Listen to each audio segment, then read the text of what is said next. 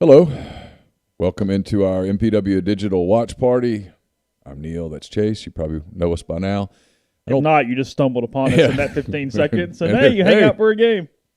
So Ole Miss and Alabama should be getting started momentarily. It's scheduled to be on ESPN. I haven't seen anything that said Tells us it's moving somewhere else. Usually there's an 18-minute max delay for TV. Minute 42 and counting in Auburn. ESPN will be happy to start at 6:48. Oh, for sure.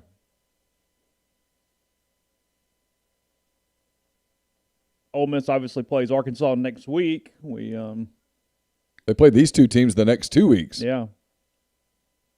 We've got Rebecca in our thread, an Arkansas fan that's with us every week. So I know you're Hey, Rebecca. hanging in as we're watching the last minute 29 of this one. Congratulations on College Game Day again this week. Saw that.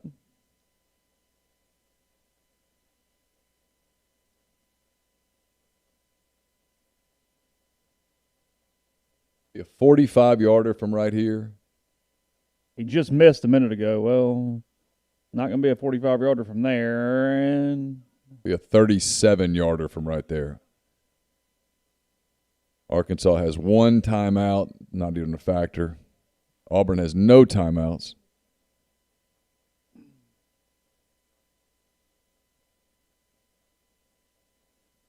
.48 seconds.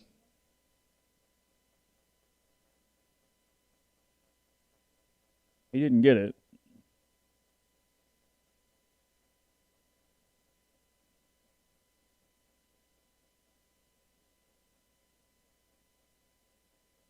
Typically a pretty good kicker. Oh, good grief. that was weird.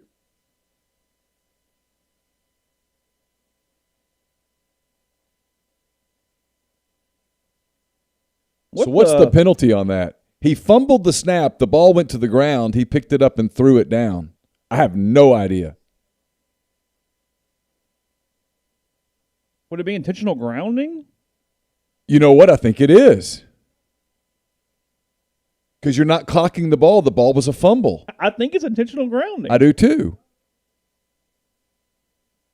You can't clock the ball unless you field it cleanly. That's a fumble right there.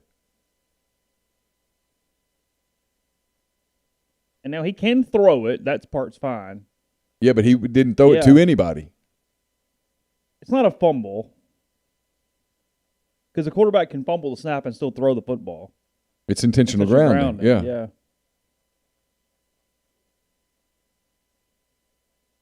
That's a good point. I want to say it one more time. Did he throw it behind him?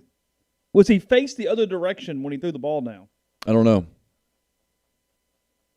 But they got the call right. That is intentional grounding. You can't clock it once it's fumbled. And he threw it behind him. That is a fumble. Chase, that's a fumble. Yeah. He spiked the ball behind him. He sure did. That's Arkansas. That's a lateral. That's a backwards lateral.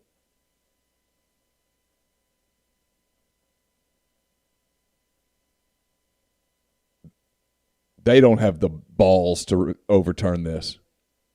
Is this even overturnable? You can overturn a fumble. That is a fumble. That's a fumble, man. But did they blow the whistle? I don't know. I know to our knowledge, Ole Miss and Arkansas have not started yet. If someone knows something different, please tell us. So what are we reviewing? I think they're reviewing if it was a fumble. If they rule this a fumble, we're just going to not do anything. We're going to go watch Jay for like the next 45 minutes. Just going to hang out and see how the brain drain's going. That was a fumble. And he's saying as much. He just said game's over. Pittman's aware. Let's put it that way.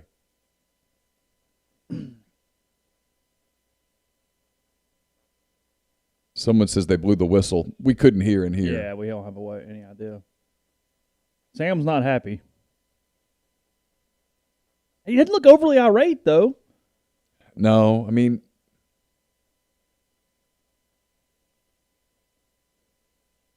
I'm just going to. I don't think they have the balls to do this. And stones, whatever word you want me to use, at 6:38 in the evening. But that was absolutely a fumble. See, the ball's on the ground. He picks it up and he throws it behind. Throws it backwards. At that point, that's no different than it falling backwards or getting knocked backwards. Now, I don't know that Arkansas recovered the football.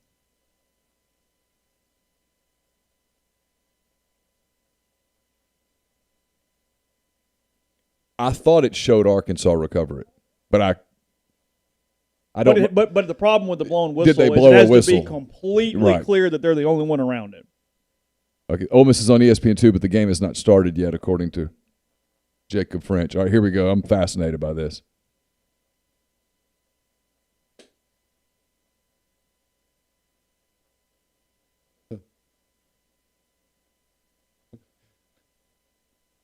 We're about to make an announcement that he wishes he could just get the hell out of here. Chad Morris is just like,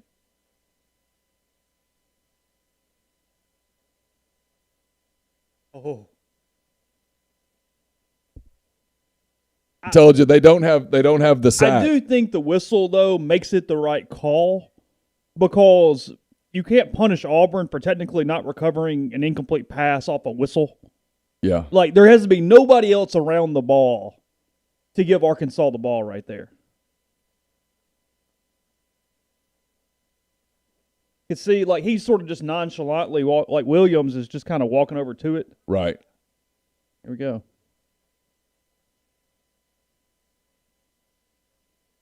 Arkansas does have one timeout if they want to ice. He missed the last one. I don't even know that I want to ice him now. They didn't, and he got it. He got it. Boy, it was close.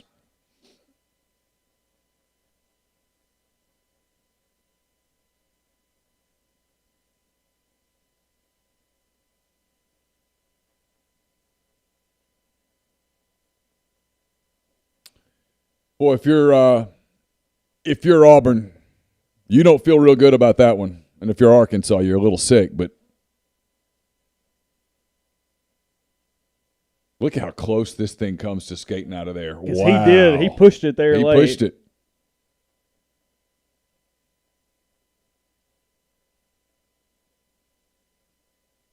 Ole Miss game's kicking off now. Okay. On ESPN2? Yeah. Okay. 2:09.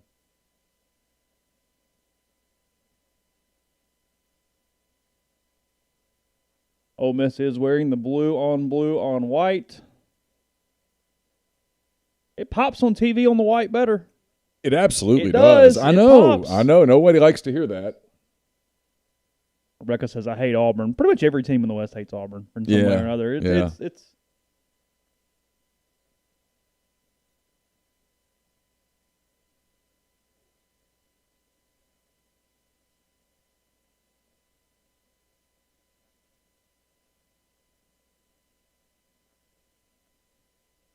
kind of a bad snap there on the first snap, but they turned it into a play.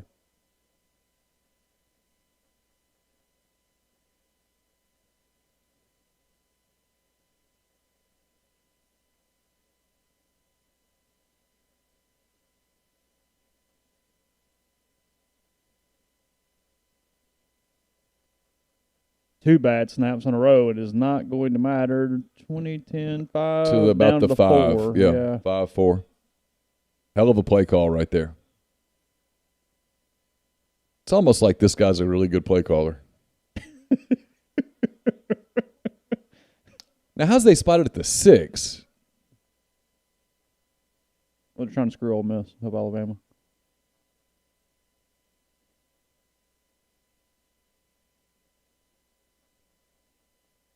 Incomplete. Yeah. Unless it's Auburn, isn't. Arkansas, at which point it would be just a intentional grounding, loss of down. We'll give you a time check in a second.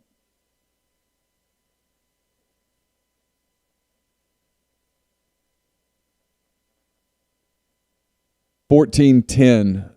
We'll give you and the snap. The snap is now. Wow, that's a great call. Ole Miss with a great opening drive gets in with Gets in with Yeboah, and I know I'm in a little broken record, but that was 3 poor snaps on that drive. 3 bad snaps. Was 3 bad snaps on that possession. Got to get that squared away, but that was an absolute brilliant play call drive. 4 plays, 70 whatever yards, 75 yards. He doesn't have anywhere near the demeanor. But from just to calling some ball plays and all that, there is a lot of Spurrier in that from a standpoint of the mismatches and the getting your best player the ball in space.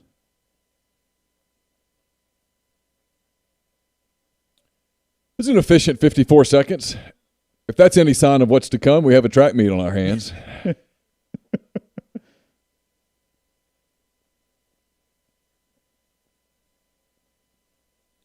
Okay, so we got to go back to ESPN now. I would love it would look like a stock market crash. I want to see ESPN2's viewership when they went from Ole Miss, Alabama to La Tech and whoever the hell they were playing right there. Yeah. Everybody except for the town of Ruston switched over there. I'm not even sure the town of Ruston switched. Break some news to you. All right, so I'm going to get Mississippi State on this computer here so I can keep an eye on it. All right. That was just a brilliant play call. The use of the entire field. We never saw middle of field for the last few years. No, everything was hashes.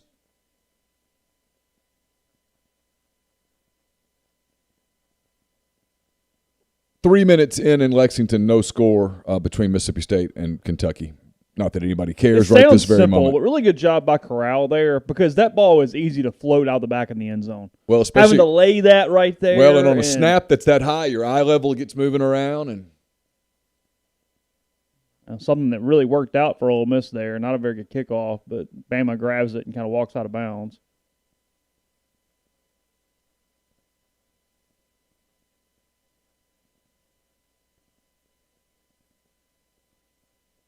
Pete Deweese will join us in the second quarter, by the way, just like we've been doing. That's the plan, and then we'll go from there. We'll see what this looks like. I don't know. Ole Miss did lead Alabama a couple years ago, 7-0. Last time they were in Oxford, DK Metcalf caught a long pass on the first play of the game. Felt a little different then. It did.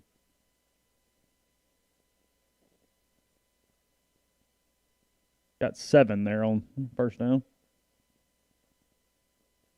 I mean, Alabama's plan today is going to be to run the football. And after the first 54 seconds, the plan was even more solidified. You want to run the football.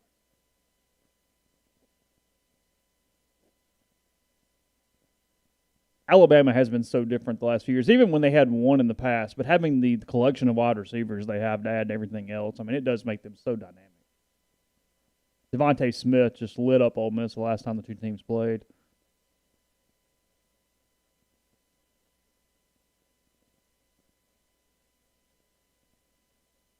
Oh, kind of tricky.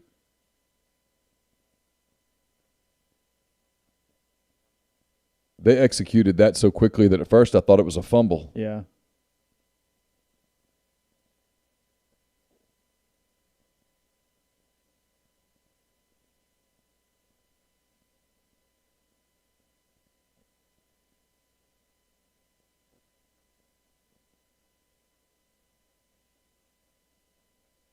Keyshawn's had such a weird career.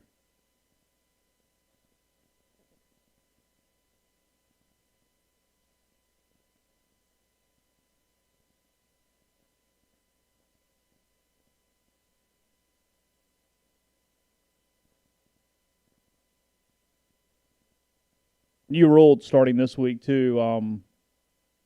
Is it just the NFL though? The coaches can be penalized for the mask, and then an NFL thing. That's not college, right?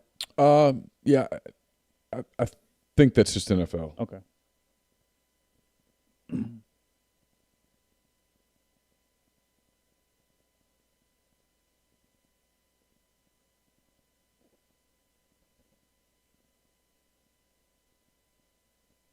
Either completely just wide open or a busted coverage. Not really sure which one that was.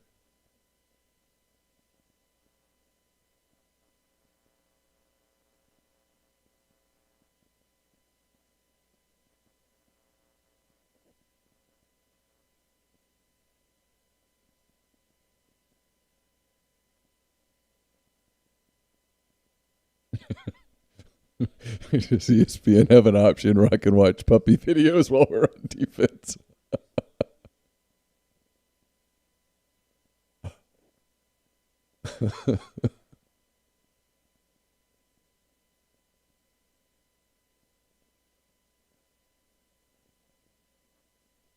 Ole Miss without Jacquez Jones tonight, by the way. And I don't know whether that is a concussion or We've heard both. It's something that starts with CO. I don't know.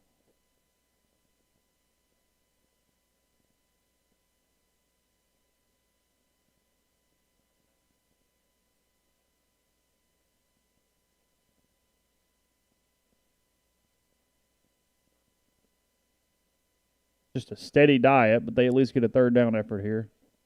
third and about 5 here. Yeah.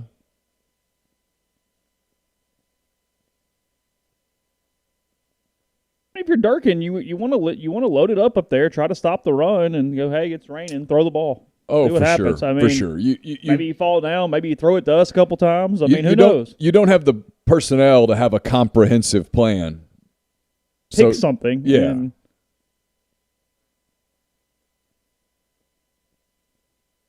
3rd and 4, 3.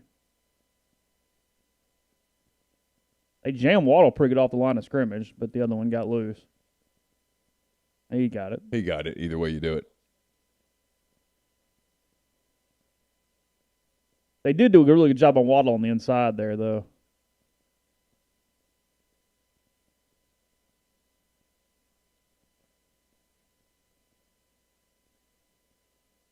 Yeah, hard to fault Sonogo for not being able to run a Jalen Waddle. Yeah.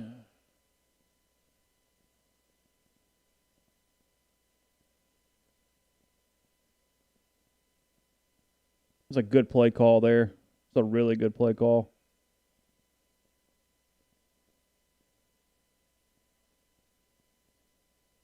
A little bit of a pick play. Kind of had some numbers out on the outside for Alabama there.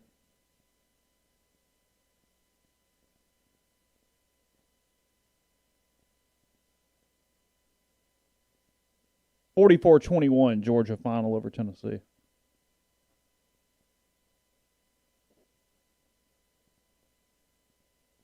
Holding. It's coming back.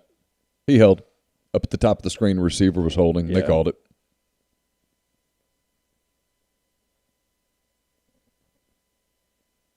Oh, no flag? Oh. That's a mouthpiece. I can't believe you didn't call holding.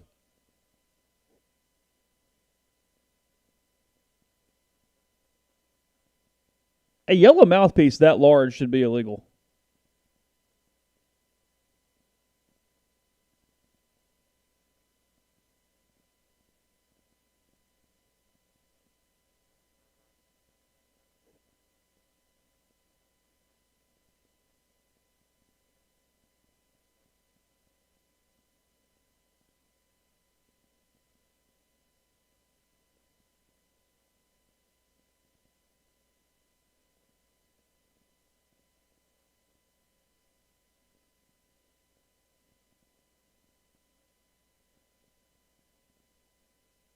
Jalen Jones also wearing a yellow mouthpiece.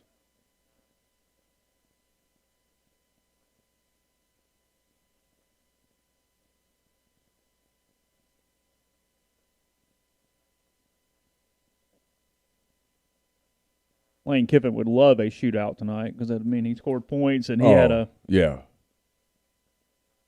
Mississippi State had to punt. Kentucky has the football 1st and 10 at the Mississippi State 36. No score still. 9:59 to go in the first quarter of that one.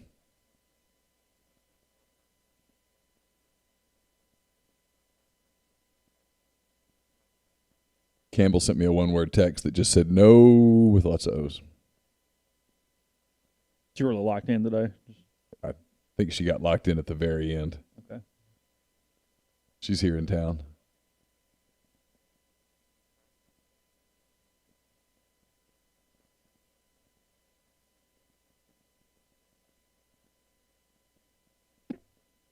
She's excited because some of her friends from Oxford are coming up next weekend, and they're coming up a day early to take her spin class on Thursday night. Oh, that's cool. So that'll be fun. Seeing in the stream, Colin Hill hurt again. Yeah, he's on the sideline standing there.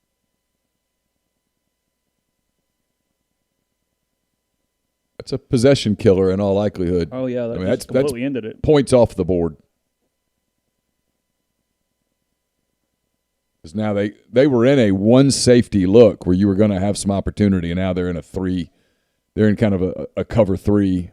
723, 722, 721, 720, 719, 718.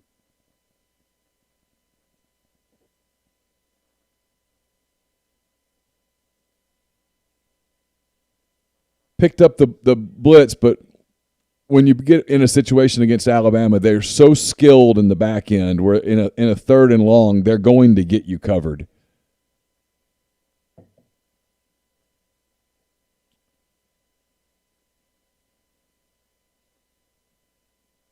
Yeah, the only way you were getting that was some sort of free release immediately, and then that was kind of it.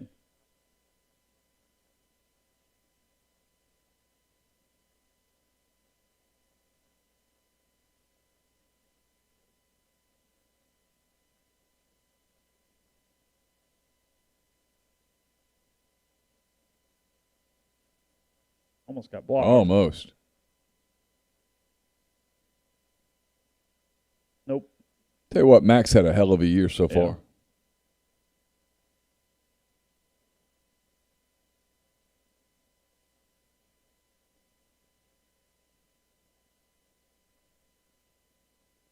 Mississippi State is 8:33 to go first quarter. Mississippi State has the football.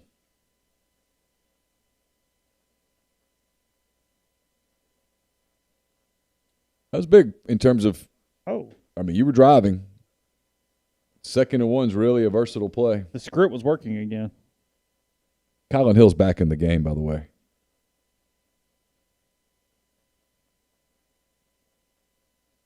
ESPN still jacks the volume up on commercials. They do, don't they? They really do. I just noticed it's like, wow.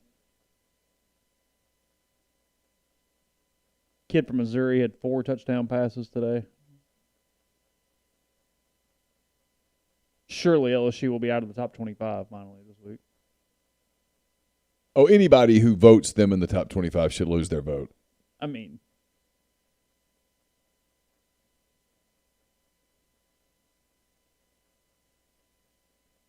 I'll tell you what shouldn't be in the top 25. They'll be in it because of default, but Auburn's not a top 25 team. they haven't played well at all year. No. They were fortunate Defensively, today. they were good against Kentucky, but that's been about it. They were fortunate today. If I'm Pittman, I'm demanding an explanation from that on that last call. I think the referees just blew it. I think they anticipated that he would clock the ball, and then when he fumbled, they were blowing whistles. Yeah, they made the right determination because they screwed up. Right. Yeah. Auburn will still be ranked. I don't see how LSU's ranked. They were 17. No, they and won't be lost that ranked. game. They won't be ranked. They've got to fall out. I don't care who you put in there. Put Army back in. They beat Citadel like 20-3 or something. Costello is floating balls tonight. Really? Yeah, the ball's just floating everywhere. Mississippi State forced to punt, 5:50 to go in the first. The ball just he doesn't push it downfield overly well at all. He floats it. When you compare him to even the kid at Missouri, he just doesn't have that kind of arm.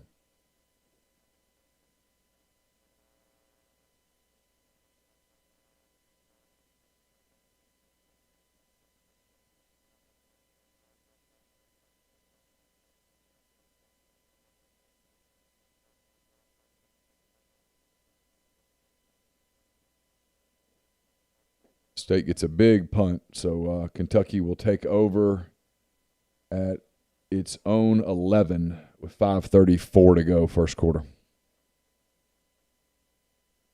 Big time, whatever the kid's name for State, Day is his last name, big time punt. Got a big roll, too. Every other message in Jay's chat is about firing Gus. That's after a win. Someone in the thread says LSU's going to fire Ed and hire Hugh. You guys just don't understand. Hugh Freeze would not handle that.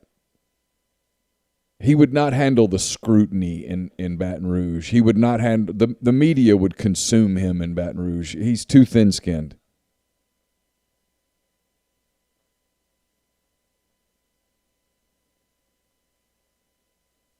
If you told me he got an SEC job that he could handle, that is coming open soon, it would be South Carolina. That was where I was thinking in my head when you were saying that. Carolina. Now, in saying that, he's not getting that job. No. Jay, in his graphic, has got this called the Gus Bowl.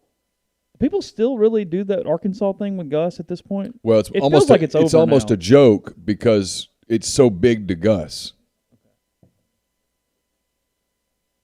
That's not even an association I've thought about in the last 2 or 3 years. No.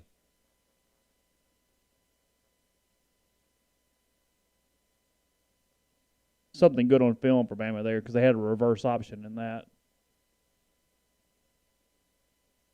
Ole Miss is just so slow on defense.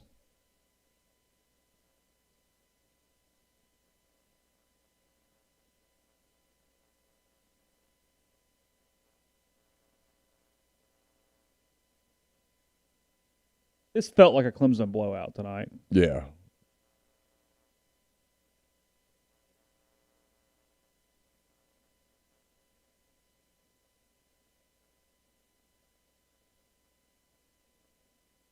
It's ugly defensively. If you just want an honest, it's just ugly.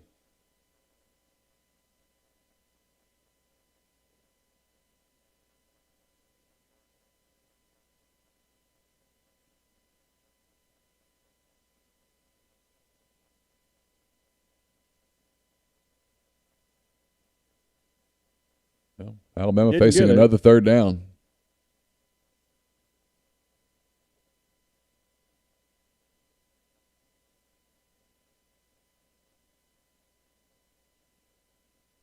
I feel they're going to hand this bad boy off. Ole Miss was really 9 in the box. One cut picks up 4 or 5. Just collapse the left side of the.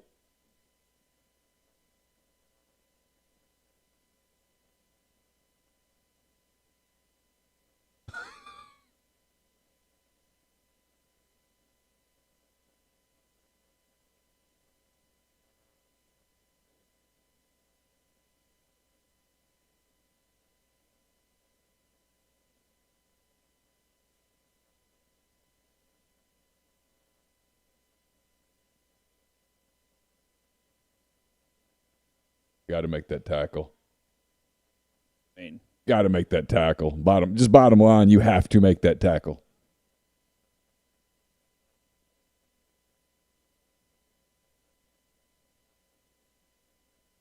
Hell of an athletic play after that, but you have to make that tackle. Yeah, Kiffin's pregame mask said Manning across the top and then had 10 and 18 on it. Oh.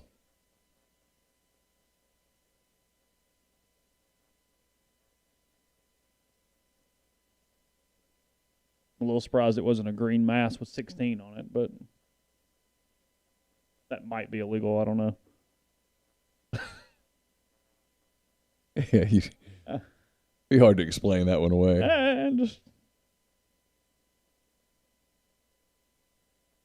You could do a blue with 16 on it. You could. And call it Michael Spurlock. I mean. Yeah. Mississippi State apparently scores on a safety. I'm watching the replay. Oh, good. The tackling is just so bad. I know analysis and all, but. Kentucky fumbled into its own end zone and recovered for the safety. So Mississippi State has a 2-0 lead over Kentucky, 5:20 to go in the first.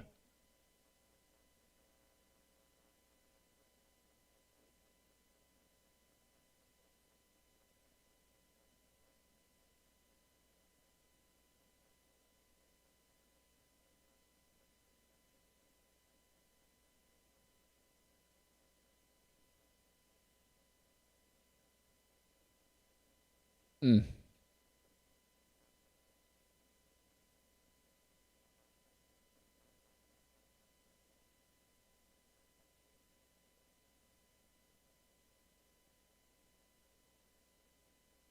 game's just going to be about how many points Ole Miss can score.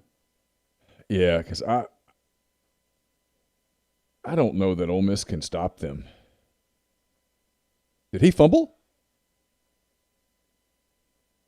I stand corrected. They just did it. That didn't take long. There's one.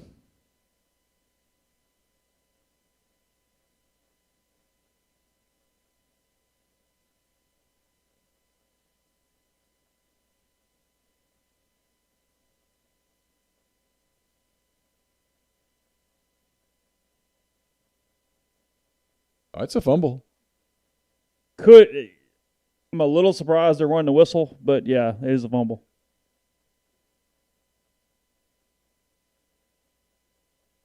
I'll tell you what, Alabama's lucky that Waddle was watching. Oh, otherwise he's running. Yeah.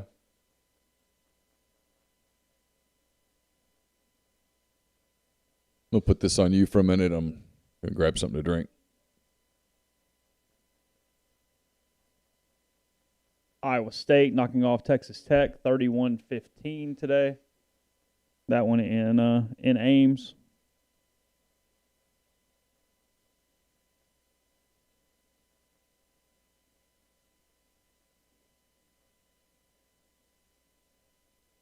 Yeah, I was surprised there wasn't a whistle there. There probably could have been a whistle, but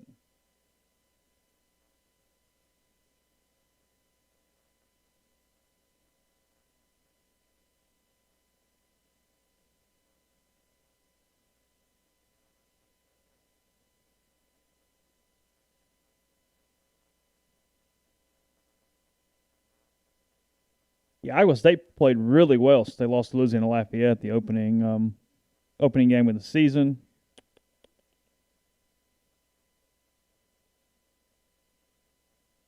I guess that's true. Waddle still would have caught him and would have been looking. It would have taken a pretty good bit for Waddle to not been able to run him down at some point prior to the end zone.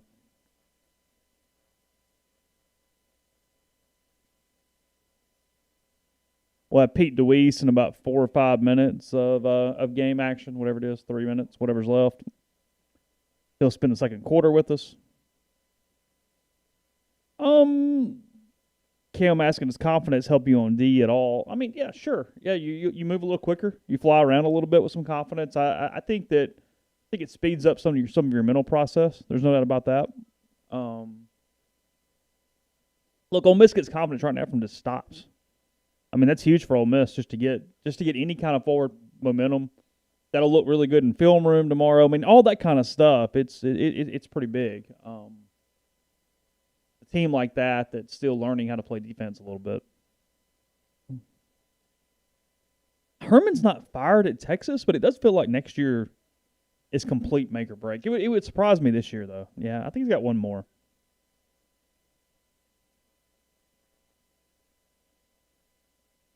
I mean, frankly, Ole Miss has played completely even with them. I mean, even could argue they've outplayed them to this point, given them the snap that was essentially a turnover.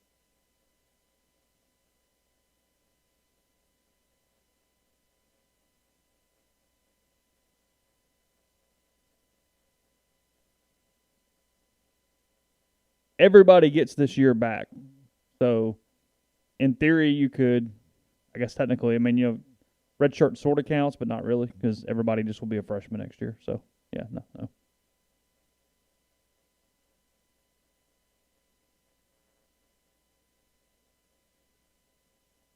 So, State, Kentucky still 0-0. Is that correct?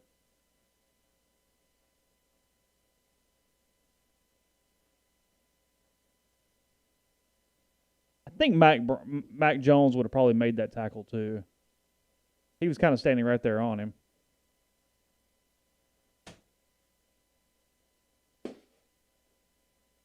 Tom Herman got a chance to be fired this year?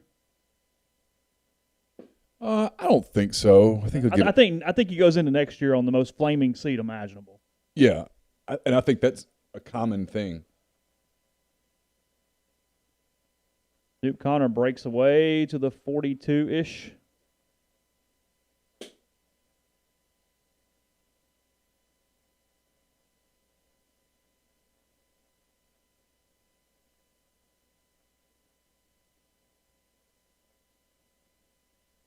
$157, $156, $155, $154, $153 on the clock. I don't know what happened in Lexington, but they took the points off the board, so something got overturned, I suppose. It was a hell of a throw. Goodness. Any less velocity, and that's 6 the other way.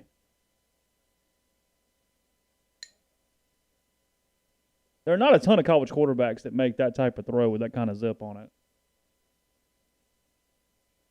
Outside of Trevor Lawrence, I'm having a hard time thinking of another one.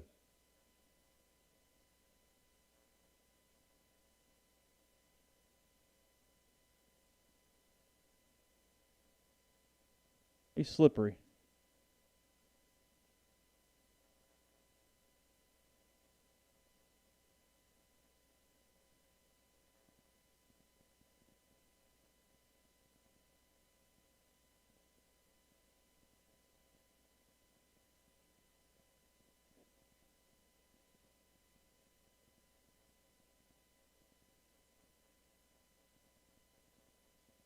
It's taking a lot of time here.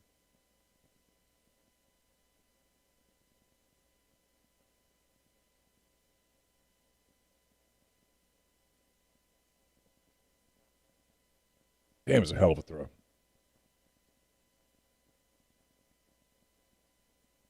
They didn't play him last season. I've said that every week, so it's a broken record. It's an indictment. I mean, again, it's an indictment. I'm kind of tired. It's not even really. It's not about Corral or Plumlee. They just had him on the roster and didn't play him.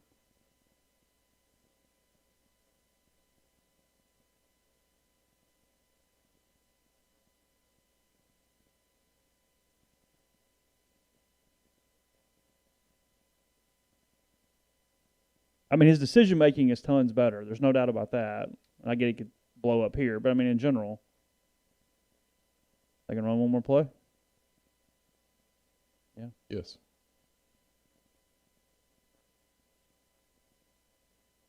So win the quarter, 2nd and 11. I don't 2nd and 12. I don't like a lot of, and you're set. I know you do a lot of that to set up stuff down the field, but Alabama has too much speed to get a lot going side to side.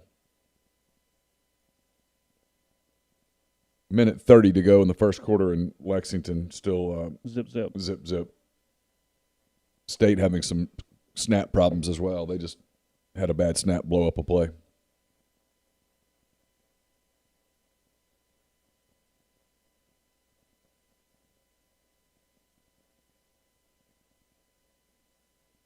Yeah, Matt had some options in the offseason.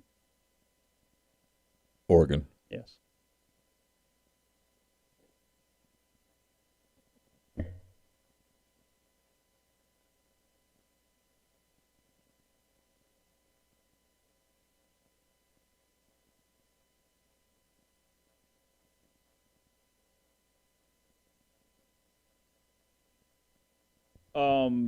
No, for Matt to get any, I mean, even a dark horse Heisman buzz, Ole Miss would have to go 8-2. They'd have to win tonight. Yeah, it'd have to be a white beans. Yeah, they are very good.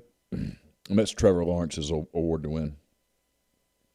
Rebecca, I'm contemplating what to do about drinking because I've already had a few beers. I don't really want to keep drinking beer. We have our two we got to do bourbon later. We're going to have later. We've got again the Peerless, the barrel pick from High Cotton on that one. So also from the Branchwater Bourbon Club for that, and then we have also tonight in the post game the new offering that will be out at some point from Old Soul. It is the 15 year on this one, so we have that as well. It is Kentucky Steel Bourbon, 78 corn, 13 rye, 8.5 malt on that. Has been aged 15 years, 7 months, and 6 days at 102 proof on that. It was pulled January 26, 2020. It was barreled November 20th, 2004. So we'll get to that here in a little bit.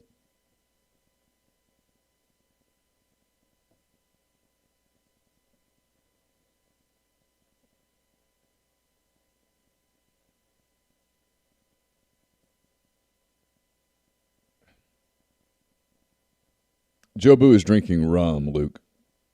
He's always drinking rum. That is a little bottle of Captain Morgan tattoo rum right there. Is that what it is? That's what it is. Dark rum? That's dark rum, right? Yeah. This is Joe Boo's rum. Very dark my rum. friend Johnny Goff brought over Joe Boo to appear on the show. Oh, tonight. Matt said last week that he was only doing the weird hair at the opener. He said that he was I forget who did it. He said he did it, and it was kind of a joke, and then he had some defensive players at practice tell him, yeah, go ahead and do it. So he went, I'll do it for the opener. Sounds good. It was not really a fashion statement. It was just a team bonding deal. said he had not been able to get it cut. It was kind of long, and somebody's brother or girlfriend or somebody is who did the locks for him that night. He was more excited about that question than any other question he got after the game last weekend in Lexington. He went in very much detail about his hair. Yes. Almost like he asked someone to ask that question. You think so? A little bit. Okay. Yeah, Jeremy says players hate Morris is what I've heard. I'll tell you this. I haven't heard that at Auburn, but I've heard it out of Fayetteville enough to believe it. We call him Pete. Huh? Okay. Is it second quarter? It is second quarter. Oh, yeah. Jeez, I'm sorry. Saban with the cap and the mask on is really weirding me out, by the way.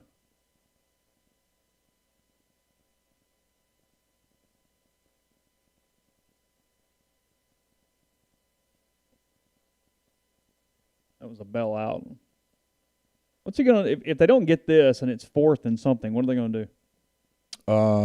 That's not really in range, but he's not gonna punt from the 30.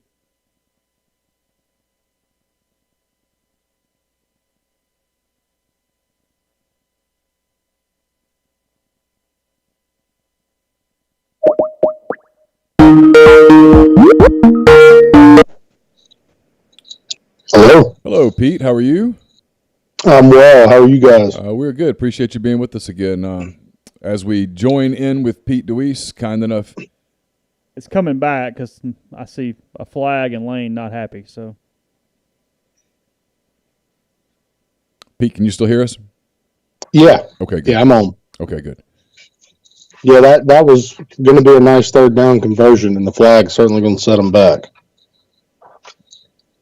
Oh, what they call a pick. Yeah. That's 15 too. That now 3rd and 27, I believe. That's right out of Mike Leach's playbook. That's just mesh and tight end right there. He's trying to set a pick, but obviously you can't make it look like one, and he gets called for it there. 2 straight drive killers on a fumbled snap and now a penalty. Ole Miss moved the ball really effectively. They're just shooting themselves in the foot at this point. I think in particular that the interior offensive line has played better up to this point than probably expected. That's a hell of a run by Ely right there. Is he going to go here? Hey, what do you do here, Pete? It's 4th and about 4. You've got a weird kicking situation. That to me, it's the kicking situation that tells you let's go ahead and do it. You go for it here. Go ahead and go for it. Yeah, I mean, he's talked about it enough, obviously, and it looks like they're about to line up and run the play. Yeah, 4th and 5. Going for it. What do you run here, real quick? Mike, yeah, he might go back to the same mesh that he called a minute ago and got the penalty on. And that's exactly what he did. He just went to another version of it. There's Ely out of the backfield. Down to the 3. And, hey, they had it. It was open on the other side of the field, too. It was. All he did was change the formation right there and change where the rub is coming from. It's one of the number one play calls in short yardage situations in I think all levels of football. Scored. Yep. Flag down, though. What's the flag? Do you know? I don't know. Can you hold that quickly? Well, it's either 12 men on the field or Ole Miss wasn't set, would be my guess. For 12 men on the field for Alabama.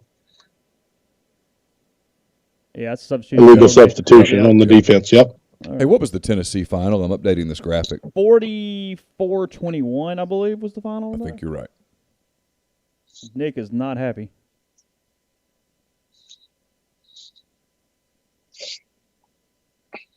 What's been the what's been the overlying thing on offense? What are you seeing, Pete?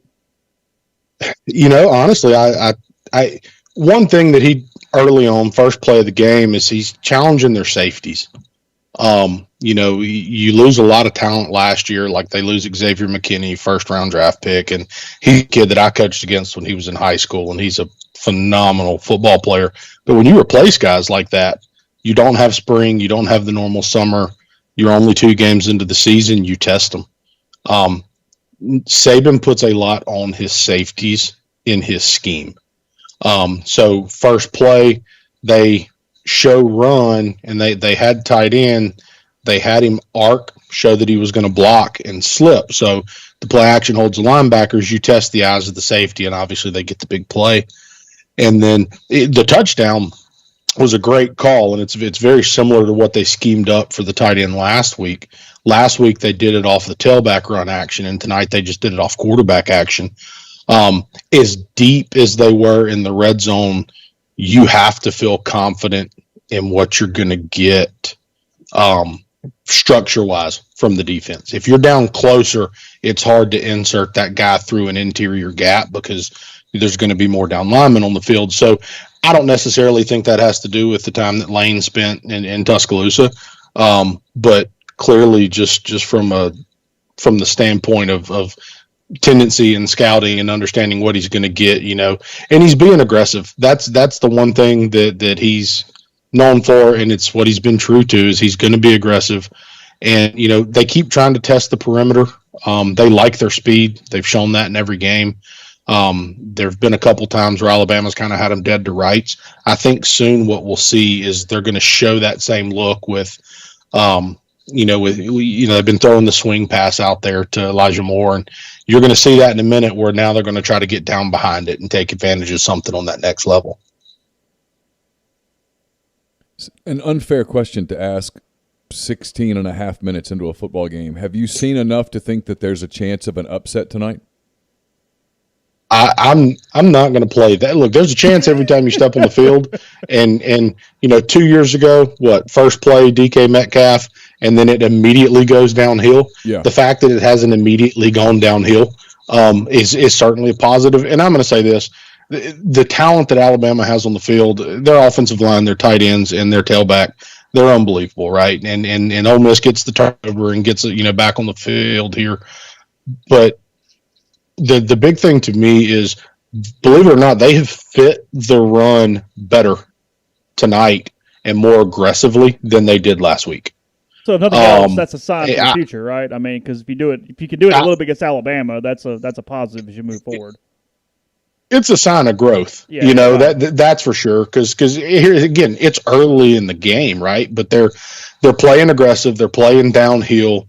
To me, a lot of people obviously I think want to talk about Saban and Kiffin. To me, the interesting thing is Sark and Kiffin, right? They're two dudes that they've known each other forever. So much of what they want to do offensively is the same. Now, obviously, the Levy influence changes that some on Ole Miss's side.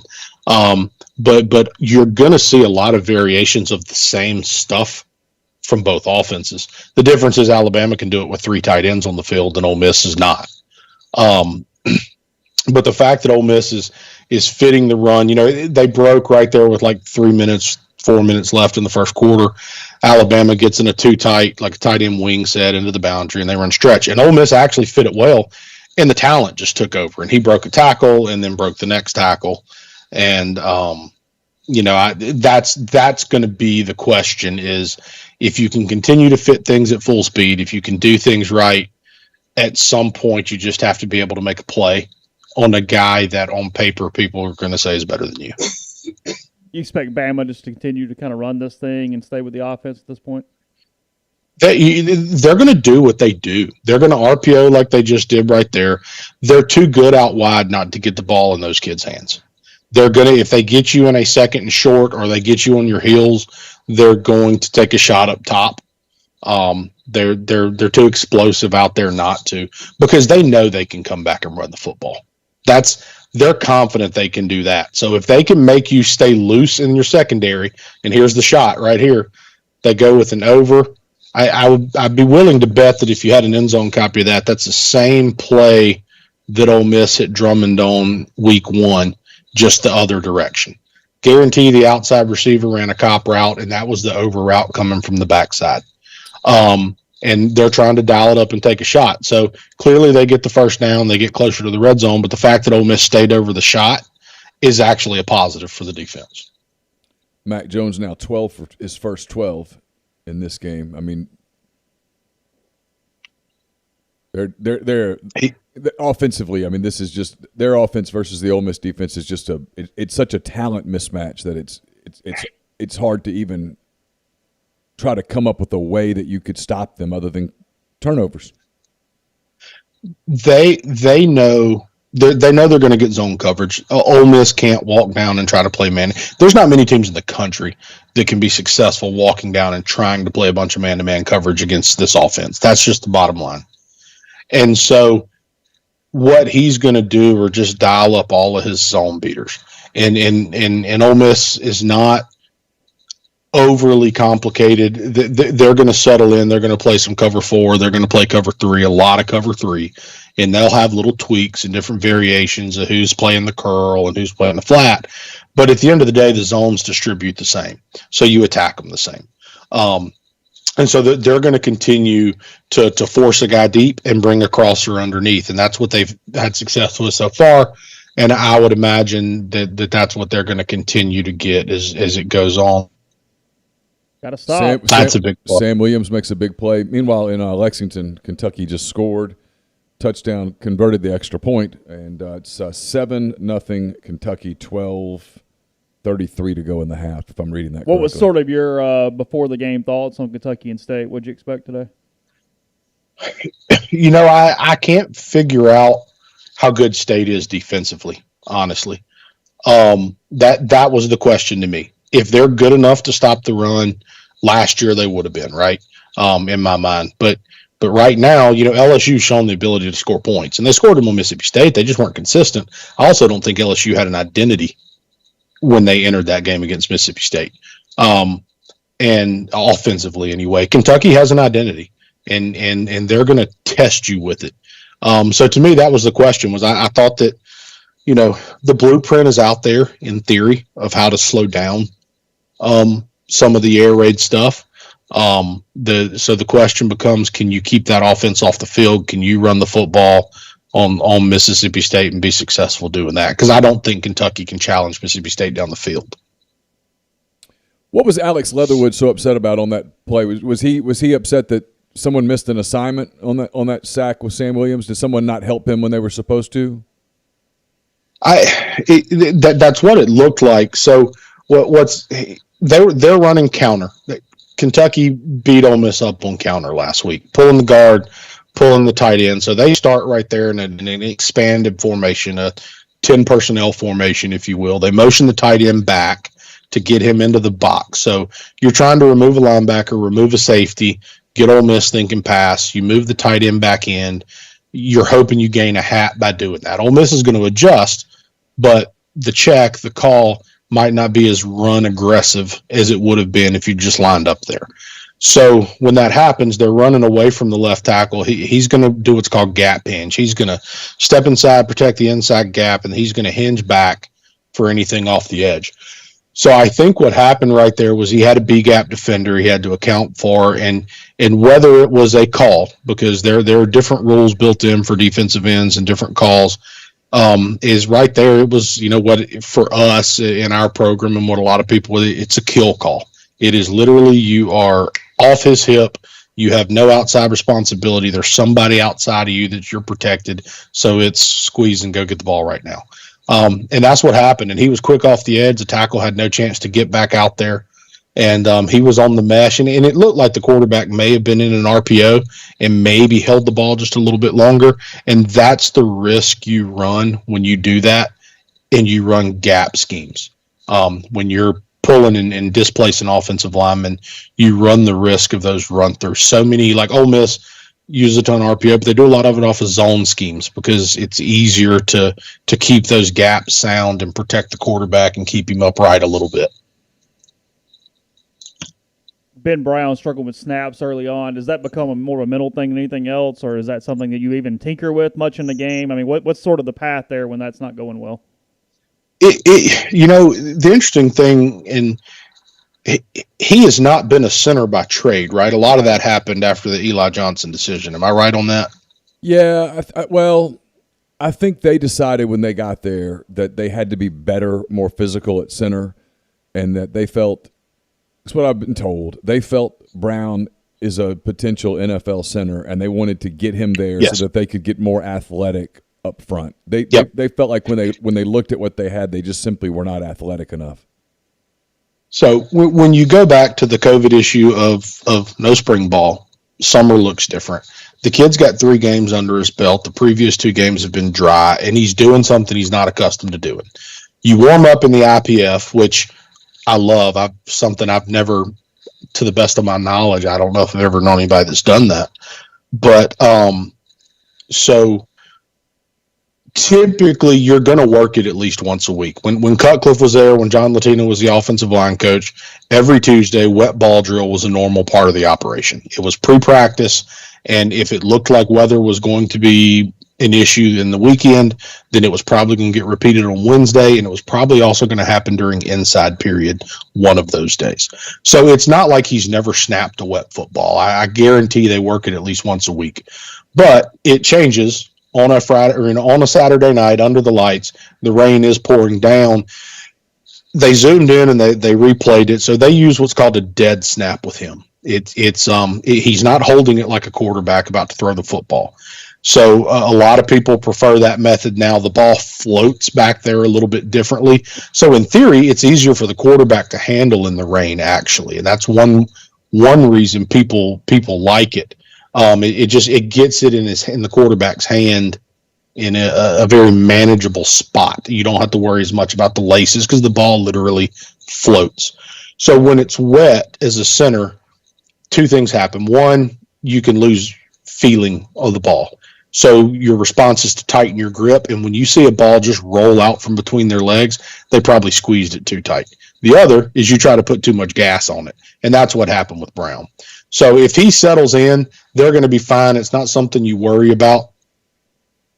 That's one of the few poor decisions Corral's made, and he got away with it right there. Yeah, he decided he wanted it, but that was covered up really well by Alabama. Yeah, got to be a little bit. You can't be too greedy at that position. And right there, Saban, they do a lot where they do what they call fish a safety, where they may start on the hashes and one of them is going to bend and get depth and get to the middle of the field, whether they're getting into cover 1 or cover 3. And it's hard to take those shots. You got to know where that fish safety is. I did love the 3rd down call that got the conversion to Elijah. Great call. They went something that we saw a lot, and in the first week they were stacking 2 outside receivers. They actually short motioned. So they bring them in, they're expecting man coverage, and they force an alert. So now the defenders have to play off of the release of the 2 receivers. So it's another way to isolate a good receiver one-on-one, and give the quarterback an easy read. But the other thing is it doesn't let the defender now get in a jam or collision type situation when you use that type of motion. Bama with a pretty good late blitz there. Yeah, there appeared to be some confusion about what route was being run. There was a mix-up here on see, look. You never want that many Ole Miss players in the same spot. They're all standing beside one another. Ontario Drummond was indicating that somebody was supposed to go deep. I presume run some sort of a post route to clear some of that out. Instead, they gunked it up. And it looked like the tight end there was either supposed to be deeper over the ball or was supposed to be down the seam to try to pull that linebacker. And when he settled up, the linebacker stays right in the path of Drummond and kind of takes away that underneath throw that you're looking for. Looked like that snap was bad because it kind of almost forced him into a little bit of a rugby style kick there into pressure. Not a very good point. Yeah, he missed it. He kicked it pretty badly. Yeah, worrying about special team snaps is going to be a bigger deal than worrying about offensive snaps most of the time. 9-11 and counting to go in Lexington. Mississippi State has the ball 3rd and 15 at its own 46-yard line. Still 7-0 Kentucky, in case you guys have us on TV too. So did you catch much this morning? What are we making of Missouri and LSU? I didn't get to watch that game. I was kind of catching highlights. I mean, the first thing I'm going to say is Miles Brennan is not the issue. I think a lot of LSU fans and a lot of people in general were kind of thinking he might be the issue coming out of game 1. He's not the issue. Bo Pelini has won a lot of ball games and done a lot of good things, but what he's facing right now and what he wants to do schematically, they're a little bit disjointed on that side of the ball. And they're going to have to make some interesting adjustments. I think Orgeron, I think he kept Aranda for obvious reasons, and the contract being one of them. And the system was there, and the guy's so highly regarded. What Pelini does is tied closer to what Orgeron is accustomed to doing as a defensive coach. So the hire made sense from that standpoint, but the landscape of college football and where it is right now, it's going to be interesting to see if that scheme remains the same throughout the course of the season. Well, yeah, I mean, it's hard to explain to someone who didn't get to see it just how wide open Missouri's receivers were running down the field too. I mean, when Missouri needed a pass, it was there, Pete. I mean, all day. I think the best thing I saw on Twitter today was somebody that was screenshotting it, diagramming it, and showing you just how complex the LSU coverages were because they were choosing to leave receivers that wide open. So someone referred to it as very socially distanced, that they had taken they had taken social distancing to the extreme. Yeah, mask not needed in that situation. No, well more than 6 feet apart. All right, Ole Miss plays Arkansas and Auburn. I know we're very dialed into Alabama right now, but we're on a TV timeout. They play Arkansas and Auburn in the next 2 weeks. Auburn just defeated, and I'm going to use that word very kindly, Arkansas 30-28. Obviously, Chad Morris and Kendall Briles, and not Chad Morris, Jesus, Sam Pittman and Kendall Briles and Barry Odom have done a terrific job in Fayetteville. That is a completely different team at this point. But what do you think of Auburn also? I'll say this about Arkansas. So many people were quick to jump on the settle for Sam Pittman and laugh in the memes and whatever. And I get it. Everybody in the coaching world that I know that has been around him, and in particular high school coaches that have watched him recruit, know that the kids love him. And if you don't think that matters with this generation, it matters. And I know you guys were talking about Chad Morris and kind of some of the word out of there, right? Is you go from somebody that let's say the rumors are true, he's not well liked inside the locker room, and you bring in a guy like Pittman, those kids are going to love him and they're going to play hard. Well, then you go hire Barry Odom and you hire Kendall Briles, and so now all of a sudden, you're building a staff that's got a ton of ability and a ton of experience. So I think honestly that Arkansas made a great hire, not just in the Pittman decision, but across the board. Now, the ability to recruit and get kids in Fayetteville, that's a whole nother conversation. And long term, I don't know what that's going to be, but they're a completely different football team than they were at any point in the last 3 seasons, and that's obvious. And that staff gets a ton of credit for that because it's not like the roster's turned over. Auburn, I don't know what to say. They don't look the same defensively, and that surprised me. And I know they lost some talent, but they just don't look quite the same as what they've been. You can see how much Ole Miss is worried about the speed of those outside guys right there. The second he got the corner into that man hip turn, the quarterback, the receiver both knew what was going to happen, and they just break that vertical route off, and it's an easy throw and catch. Interesting to me, the thing with Chad Morris is I think when he first came into college football, and it's the same way with Gus, what they were doing was different.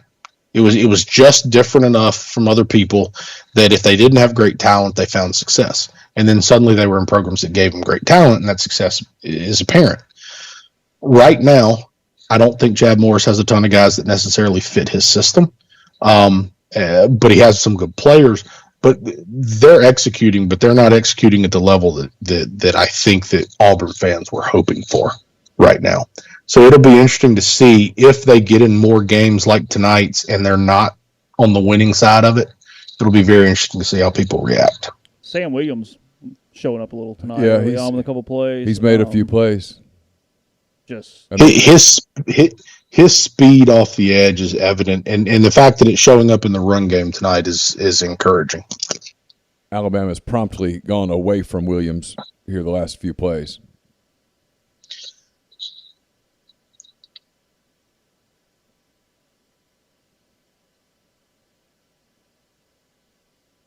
He's in. Yeah, I thought he got in. You know, the interior of the defense did a pretty decent job right there. You're out gapped, and at some point the discrepancy in bodies is going to show up, and there it is right there. It's on the tight end. I can't tell who that is. 36. He's in a tough position. Sistrunk. He has to squeeze that guy back in, but that's a 280 pound. That's an offensive tackle wearing an eligible jersey, and that's a true freshman. And you're right? asking him to. Is he a true freshman, Sistrunk? He's in year 2, isn't he? I'm not sure. Maybe he's a red shirt. Yeah, I don't know. He didn't play much last year. I'm sorry, Pete. I didn't mean to cut you off. No, that's fine. I was curious as well. But you look at the body difference right there, right? You're asking a kid, he has to maintain that outside gap, and if he gets that base block, he's supposed to stick his head inside probably and turn it back to a safety. And that's where the Jimmies and Joes and the bodies, that's where Ole Miss is going to be in trouble. But the interior of the defense has actually done a pretty good job so far tonight. He's in year 2. He played in 12 games on special teams last year. Okay. I don't remember 2019. Feels like that was a couple of decades ago. Yeah, some stuff happened. I don't know. It's been a year. 6:38 and counting to go in Lexington. Still 7-0 Kentucky. Mississippi State has the football at its own 38, 39 they haven't moved yard it much line. today, have they? No, they haven't done a whole lot. Kentucky hasn't either. Is Kylan Hill playing? He played, and then he came out, and then he came back in. So he's obviously not 100%, but he's giving it a go. I obviously what they're doing is not what they've done in the past, and he's not going to touch the ball a ton. But you have to account for him defensively because he's an excellent player. So I was curious to see how much he played, and I'd be curious to know how much that affects the game plan because short yardage situations, Mike Leach doesn't want to run the ball, but if Kylan Hill's in the backfield, you have to have a call prepared for it. When he's not on the field, it changes things. We've touched on some of the other games. Obviously, the big CBS game today was Tennessee and Georgia. Tennessee was in it for one half. They were not in it for the second half. Pretty dominant second half for Georgia. I don't know how much of that game you got a chance to watch. Coming out of the first half, Tennessee's quarterback play is looking solid, and then the third quarter happens, man, and they made some adjustments and did some things defensively, and the third quarter was not kind to Tennessee. I think Tennessee is still lacking a little bit at certain positions offensively in particular. I can't tell you I've watched enough of their defense to have much of an idea, but when you can make Tennessee one-dimensional and then just start dialing things up, and that's what Georgia did in the third quarter, and that once you get the lead on a team like Tennessee, it's not where they want to be offensively, and you can start to take advantage of things. Mississippi State driving now, and Kentucky just committed another one of those incredibly stupid penalties that Kentucky is becoming known for to give away 15 yards. It's just a little surprised that team is as undisciplined as they appear to be this early in the season, but that's that. While we're still in the TV timeout, Texas A&M, I had been questioning them. I clearly was wrong. They looked awfully good today in beating Florida 41-38. I don't know how much you had a chance to see of that. Dan Mullen has already come out. Dan Mullen's already come out and said the crowd was a major factor, and he's begging Florida to follow the governor's request and open up the swamp next weekend. That's a fascinating storyline developing there. It is. I've kind of seen some of that. I'm with you. I've never been a big Texas A&M believer, and quite honestly, not that big of a Jimbo believer. Jimbo calls a good game. I've always thought that you watch the way he attacks people. He and Dan Mullen are both guys that I'm not necessarily big fans of, but I appreciate the way they build their offense and attack defenses. And I was impressed today with their ability to run the football in Florida. Florida has shown that they'll give up some things. I mean, Ole Miss had an extremely successful night against them, but the fact that they were able to run the ball the way that they were, and then, Kellen Mond takes a lot of heat. He certainly isn't a world beater.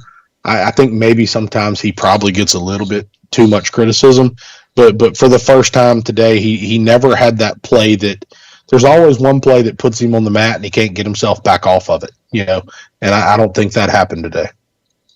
All right, Ole Miss, by the way, Kentucky intercepted a KJ Costello pass and ran it back to about the 5-yard line, maybe even inside the 5. Ole Miss now with the football and a first down for Elijah Moore.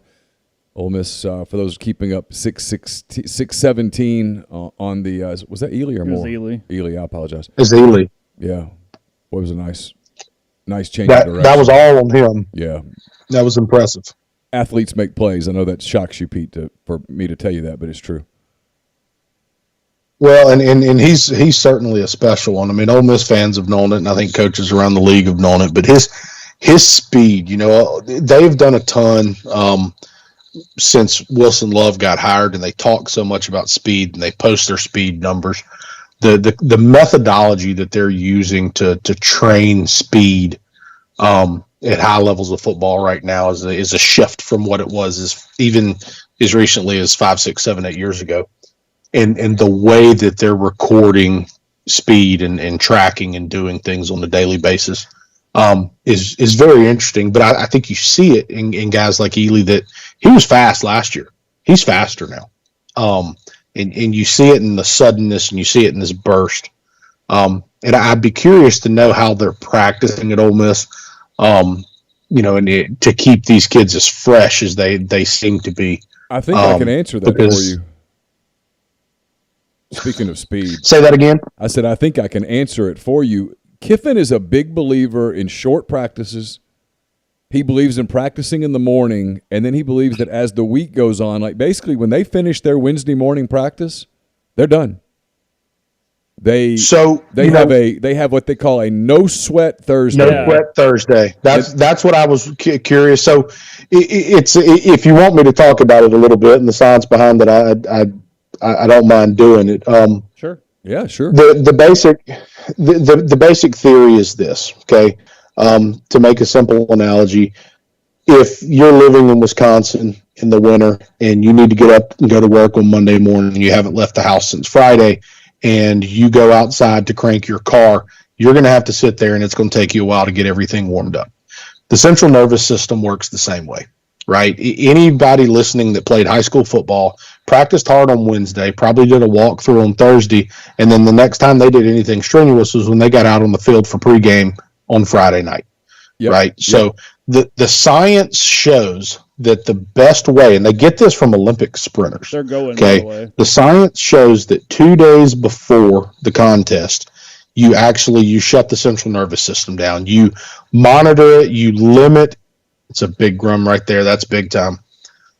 You limit the amount of stress that you put on the central nervous system. Then the day before the game, you actually crank the car back up. You get the engine going. You don't completely fire the central nervous system where you're going to exhaust it, but you get everything clicking again so that come game day, the body's going to react a lot quicker. And in following that methodology, the other thing that you do is you start to limit reps, right? You track how many full speed reps a player is getting through the course of a practice. And as you do that, the result is your kids start to feel fresh by the end of the week. Ole Miss just ran the football down Alabama's throat. Yeah, that was my question for you. What happened there that allowed them? And that's 5-6 runs in a row of just right down their throat. And something happened at the top of the screen after the play. I'm not sure what that was. It was a wide receiver and a corner got engaged. It looked like people were trying to break them up. That's what the flag is, in case you're wondering. I think Alabama is so concerned about what can happen on the perimeter for Ole Miss right now. And again, I said it earlier in the broadcast, the interior offensive line play for Ole Miss has been so much better than it's been in the first 2 games. And particularly, I think the guards. And I think some of that is we didn't see a lot of rotation against Florida. We saw more against Kentucky. I think that they're starting to settle in a little bit on who their guys are.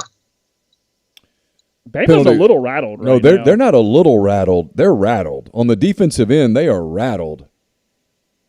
Shout out to the equipment manager right there. Yeah. And 28 is lucky that he didn't connect because he could have easily hit an official right there. Easily.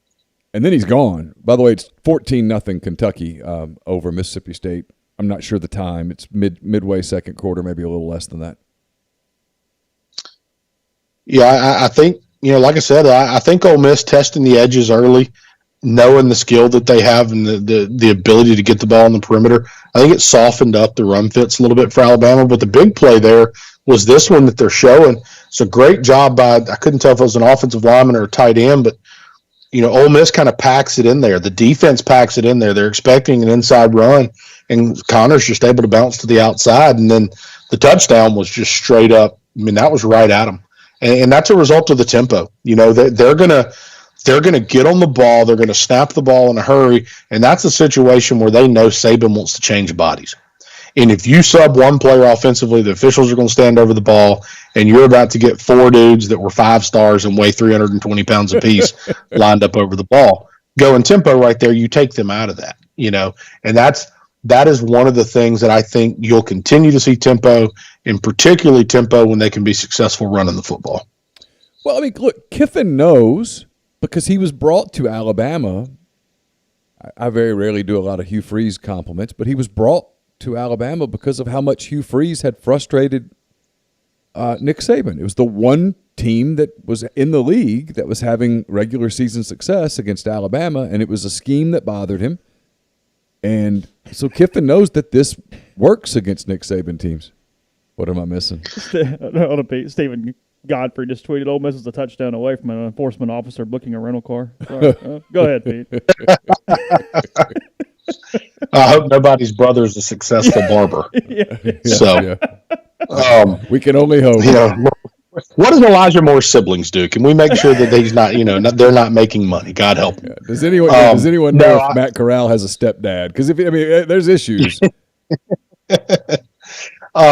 No, but I think you're right. I mean that was a big part of the narrative of why he brought him to town. Why Saban brought Kiffin to Tuscaloosa.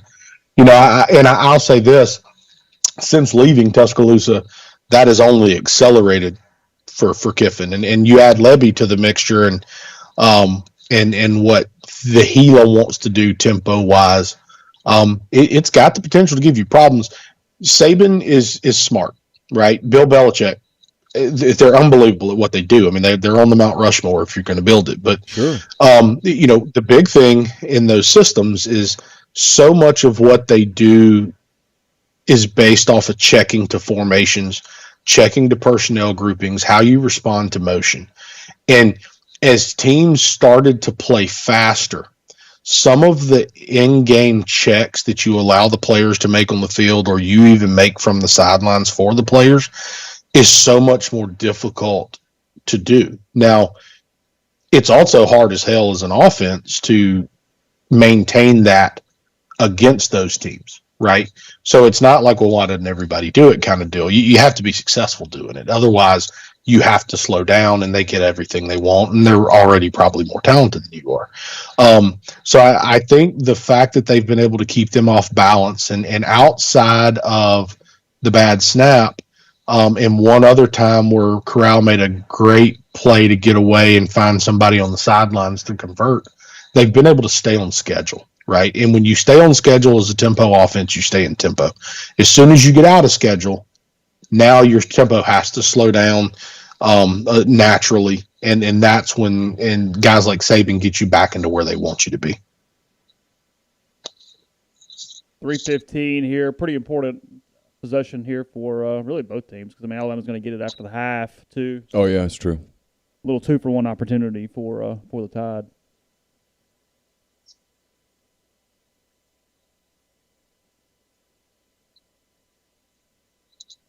Saban in the cap is still freaking me out. I'm not used to him in the cap.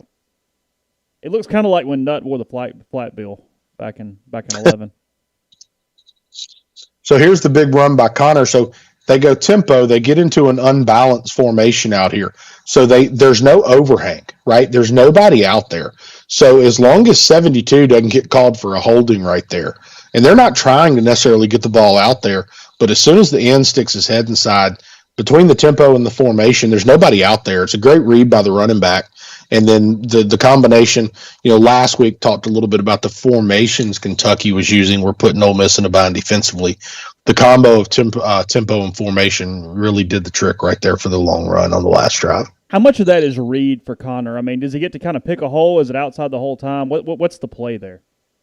So it was a zone scheme. So inside zone, mid zone, however they structure that zone scheme, he's got to define to read, right? So if it's inside zone, his read is probably either first thing past the center or first thing head up to outside the guard. If that player sticks his head inside, your eyes progress to the next gap, essentially. So if that's the case, right, he's reading the first thing past the center, the nose is in A gap, he gets his eyes B gap, and he sees that end. If his head's outside, he's going to cram it right now and hope that somebody's climbed to a backer. The end sticks his head inside. It's a bounce read right now, and you go. Jalen Waddle limped off the field. I mean, I know they've got more weapons than him, but he looked to be pretty frustrated with whatever he was experiencing. If he's not available, that does take a weapon away from Mac Jones. It not just that, special teams wise. Oh, it takes a huge weapon right, off the he's field. A great return guy.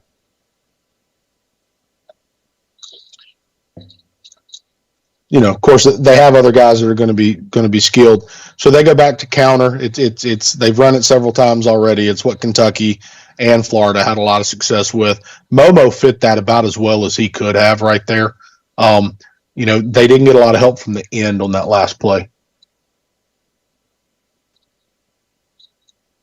Yeah, third and 5. Third and 5. Big moment in this one. Waddle coming back out.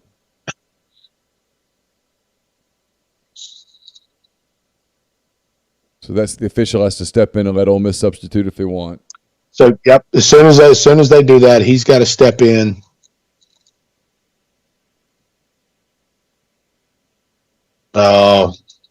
He's not He's there. short. He's short by and he got a fake spot.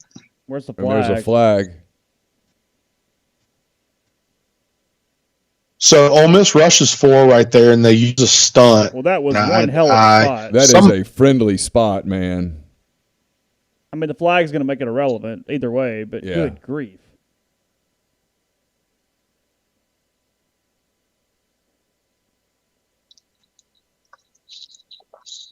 Holding on Sonogo. Yeah, so they'll call the hold.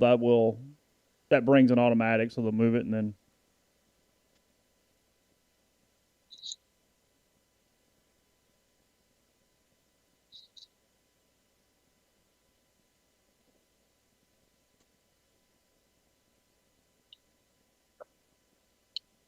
Like to see it again. They're not going to show it to us. Yeah, that's what I was.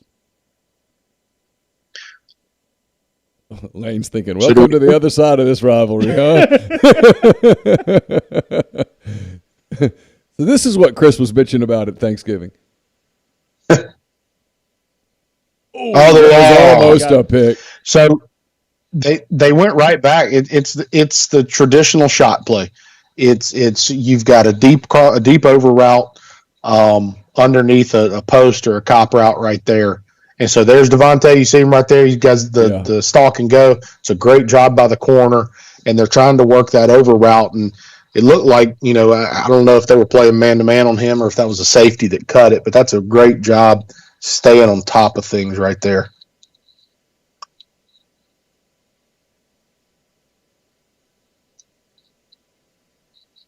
Oh, that's a great ball on the run. It was a really good ball.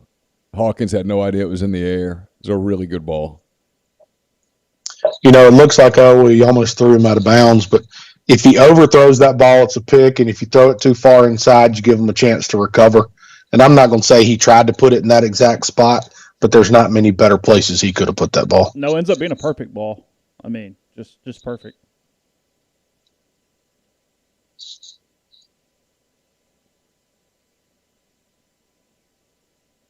That was pretty obvious, frankly, from even formation.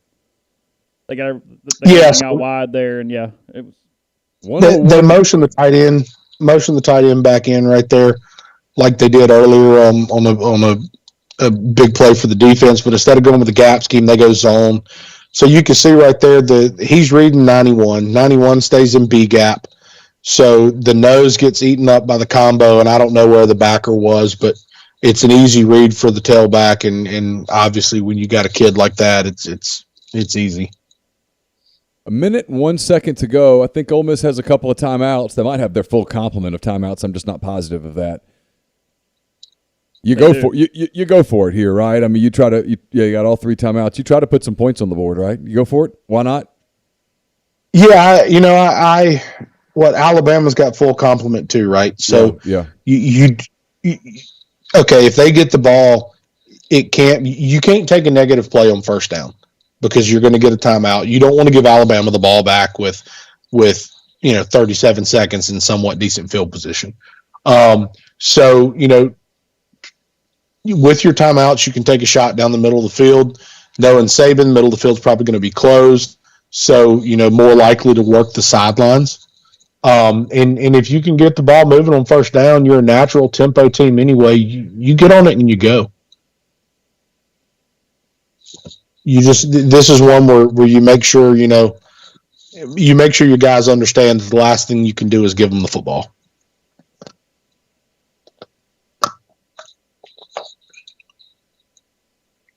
$33 seconds and counting in Starkville. Mississippi State has the ball in Kentucky territory. 3rd and 2 at the Kentucky 27. 21 seconds at the snap.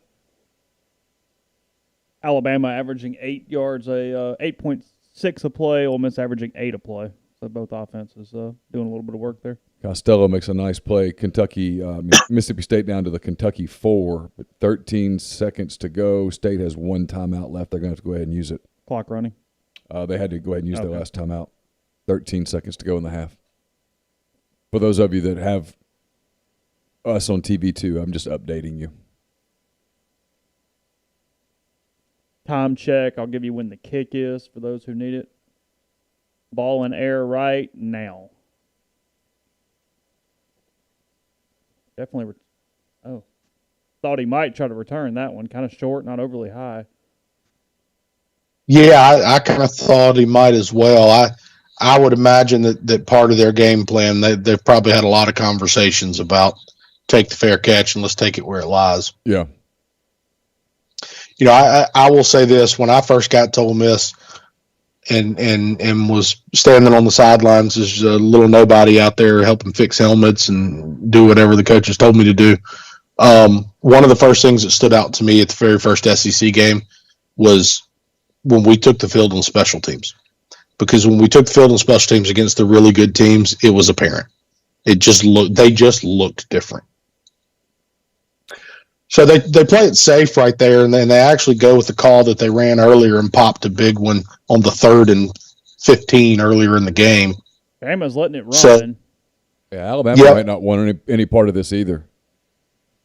Well, that's one thing that, if you're Saban and you call a timeout right there and they start to convert and get the ball rolling, you hurt yourself. If you're Saban, are you calling 2 after these 2 plays? It may, it depends on what happens, right? You get a sack right here, maybe you call it. I'm running now. Honestly, now you're under 19 seconds. You just let it end. Ole Miss is letting it end. You let it in. Yeah. Yep, so as long as Ely held on to the ball, the half was over. Yeah. Now, so you go to the locker room. You go to the locker room. You're Alabama. You know you're the number one. You're one of the top teams in the country, and you're a turnover away from probably being in the lead. You're Ole Miss. You go to the locker room, and you know that you're in the game where you wanted to be at halftime. That's always the goal. If you're Lane Kiffin, is that the message to your team right now? I think I would guess, that the conversation all week was don't back down, right? That we're going to go out there and we're going to play loose and be who we are and go be aggressive. And the conversation now is, hey, we told you what you had to do. It's working. Now let's go take the next step. Just listening to Kiffin for a second.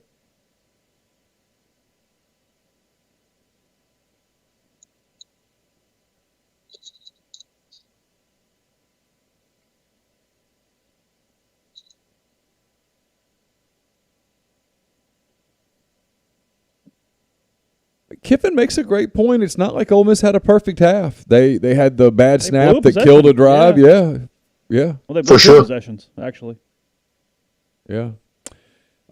Pete, as always, man, this is a huge hit for our audience. They love it. I don't know if you have access when you're talking to read all the comments in the thread, but people absolutely love you being here, and we certainly appreciate it. I know I speak for Chase when I say we love having you here for the second quarter.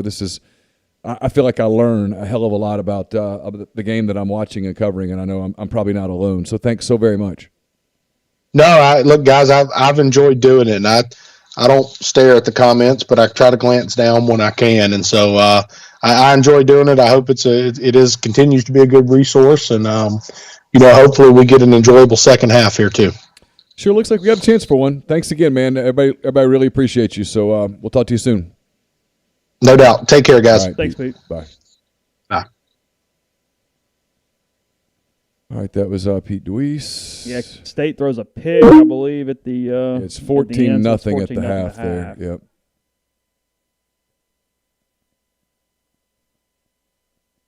Crazy.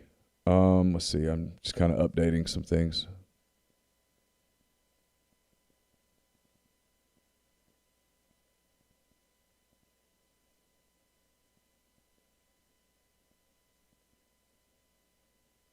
Pretty fascinating. 21-21. If you're Ole Miss, you're thrilled. You made it a one-half football game. I mean, You don't have to be better than the number 2 team in the country right now for a full game. You got to be better for a half. I always use this analogy in basketball. yeah. You want to get it to the second half, and then you want to get it under the 16 minutes, and then you want to get it under the 12 minutes.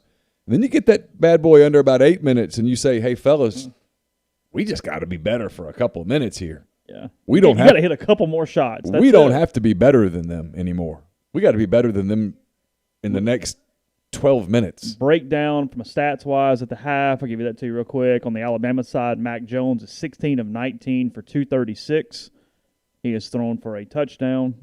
That is a 205.9 rating. Najee Harris, 11 for 46. It's an average of 4.2. He's got a score. Robinson, 6 carries, 44 yards, along with 18. He's averaging 7. On the receiving side, Devontae Smith, who had 200 and something against Ole Miss last season, he's 7 of 105 so far for a score. So 8 targets already for Devontae Smith. Jalen Waddle, 4 for 59, 22 long, 4 targets for Waddle. On the Ole Miss side, Matt Corral, 11 of 16, 148 and 1. Rushing, Snoop Connor, 8 for 85, along with 34 there on that fourth down play to lead him. He's got a score. Jerry and Ely, 10 for 66 for a score. They are averaging 10.6 and 6.6 respectively. And then receiving, Elijah Moore, 5 for 33. Kenny Yeboah, 3 for 75 and a score. Ely, 1 for 18. Mingo, 1 for 11. And Drummond, 1 for 11. Total yards, Alabama, 336. Ole Miss, 308. Again, 236 to 148 for passing yards so far in this one on Alabama's way. Rushing yards, surprising one here. Ole Miss 160, Bama 100 at the half. I saw it coming. Yards. Yeah, I was talking about that all week. Penalties, 1 for 15 for Bama, 2 for 25 for Ole Miss. Bama leads the first downs 21-13. They are 3 for 4 on third down. Ole Miss 3 for 7. Ole Miss 2 for 2 on fourth downs, however. At this point, Ole Miss has run 40 plays. Alabama has run 39 plays. That is an 8.6 average for the Tide and a 7.7 average for the Rebels. Let's see what we got. Red zone, Ole Miss is 3 of 3. Bama's 3 of 4. Obviously, that turnover. Time of possession, Alabama leads 15-46 to 14-14. Let's see, 1 sack for Ole Miss, a negative 6 yards on that, and Matt Corral has not been sacked to this point. He's spun out of a couple and played really well in the pocket to this point for the Rebels. So that is your stat update. Let's see. Mac Brown averaging 40.5 yards per kick, but that includes kind of that slice shank a little bit because he had a 51-yarder in that. So one good one, one bad one for Mac Brown so far. Sam Johnson for Alabama, 1 kick, 40 yards for that one. What's Clemson doing against Miami? Where are we at now? I'm not sure. I will check in 1 second. I was updating some of the graphics. Let's see.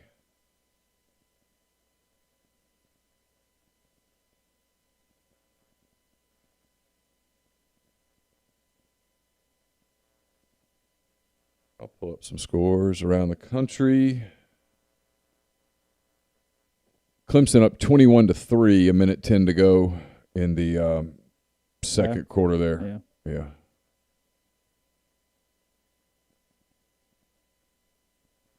Notre Dame up 28-20 over Florida State. A little close there.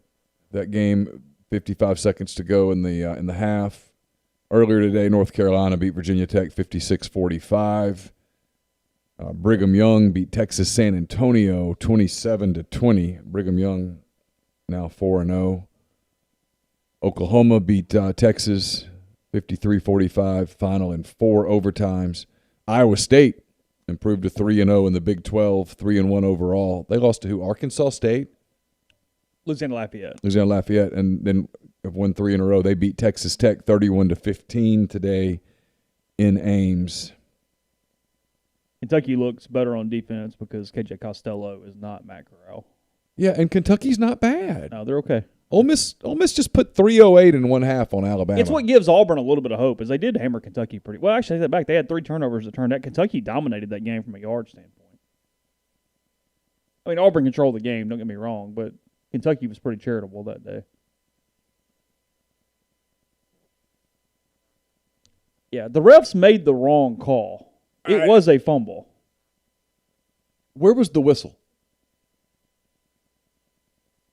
We don't have a whistle on that one replay.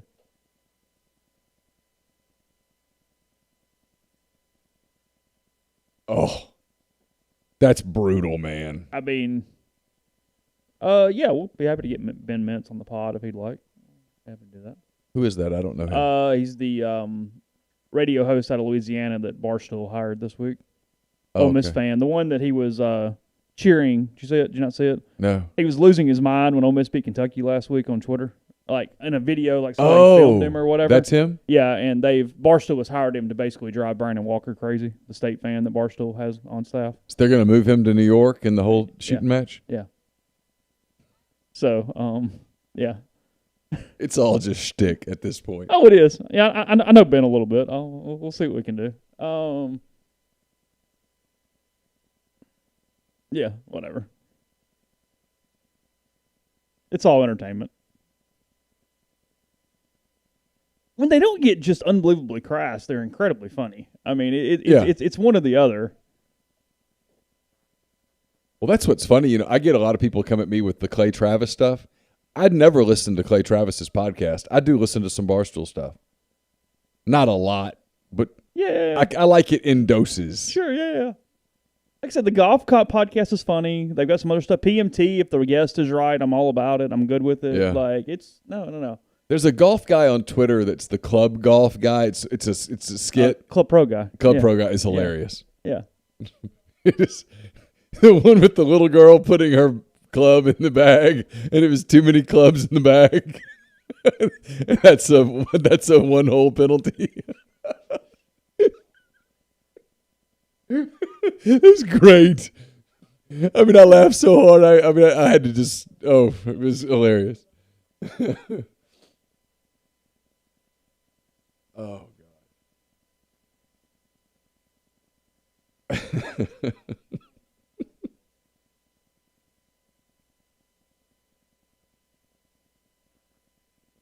All right. I'm gonna go grab. How much time do we have left? Let's see.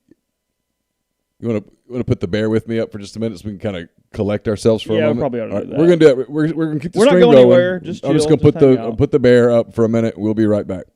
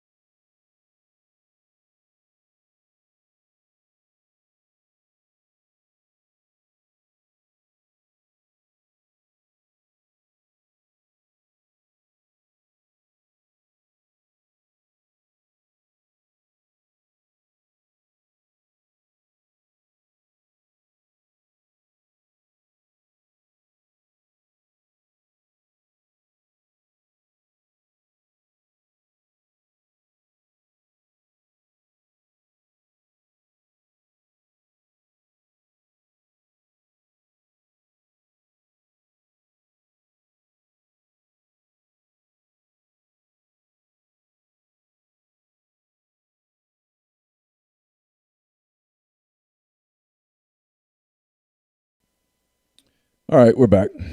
Appreciate that. We had to get a little reset. Chase had to get some coffee. I poured something different than coffee. You could have put it in coffee. I could have put it in coffee. That's a good point.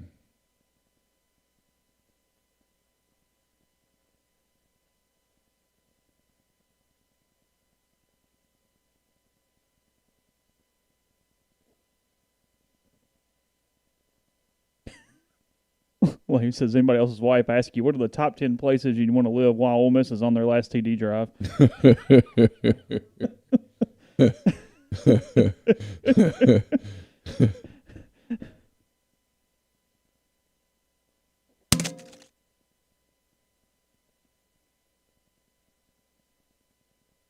No, I Neither. poured some bourbon, Not actually. wine or mezcal. Denver. Although we were contemplating opening a bottle, and Neal poured a different bourbon into a glass. So obviously, he's planning on having several since that was. Yeah.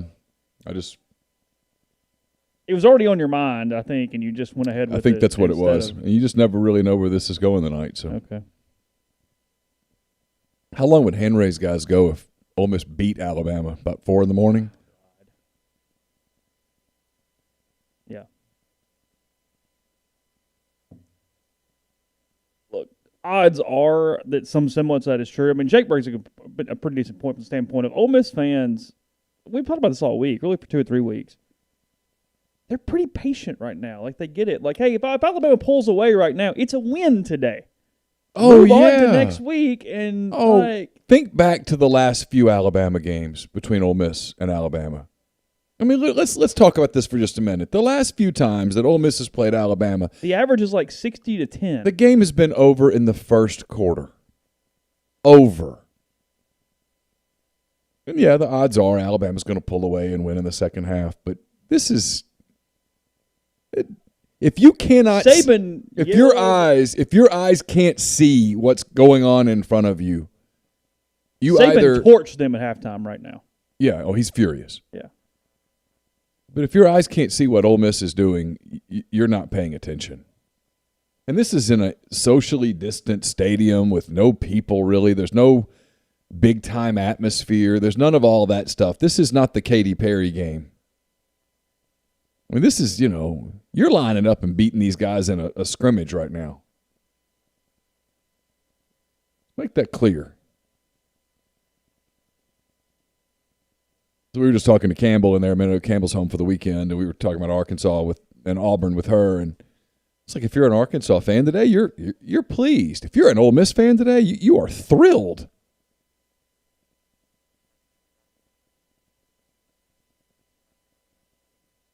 Man, that was almost. That was close.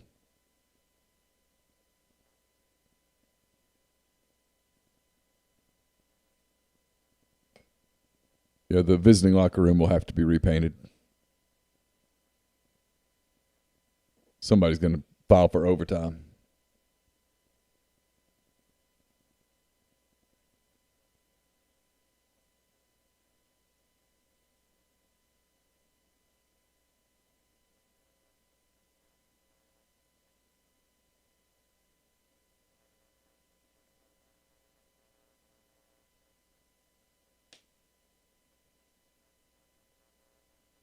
I know what you mean, Blue Streak. He says the problem with not doing anything on our last drive. The problem was if you go for something on that last drive and don't get it or have a turnover or something, then you're down 2 scores.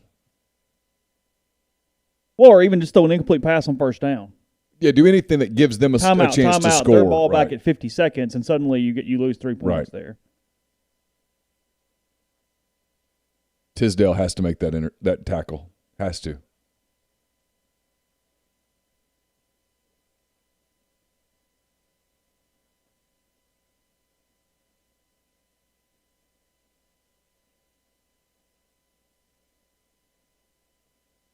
Oh, good play. They're so worried about the speed that they're just abusing Ole Miss on the corners because they're giving so much depth there. They could run that little quick out all day long.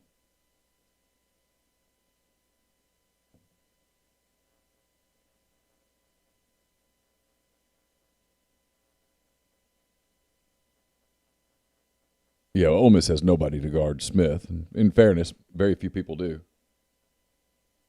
He didn't even get touched. He didn't get touched until the 4-yard line. I thought he scored. Did he not? He did. Yeah, he did.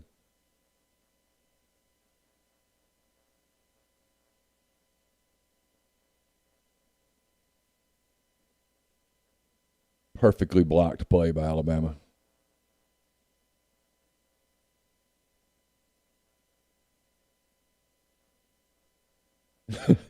Partridge should be FaceTiming recruits during this right now.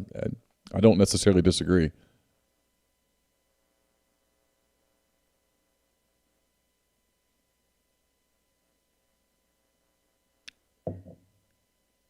Different animal this week. First 2 weeks, Ole Miss kind of found another punch when they got in these situations against Florida and Kentucky. But this is a different opponent. This is a different beast right here. This will be the toughest answer that they've had all year.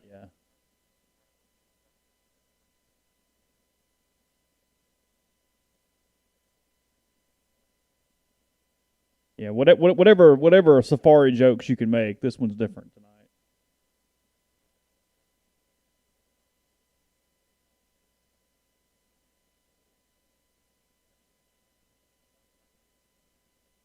Whew, boy, Tisdale was bad on that play.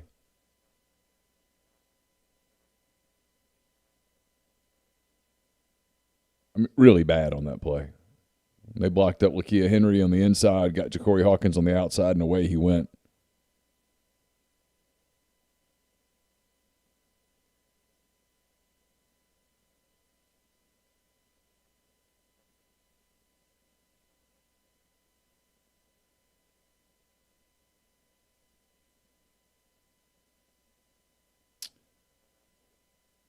Trying to match us balls in the air now.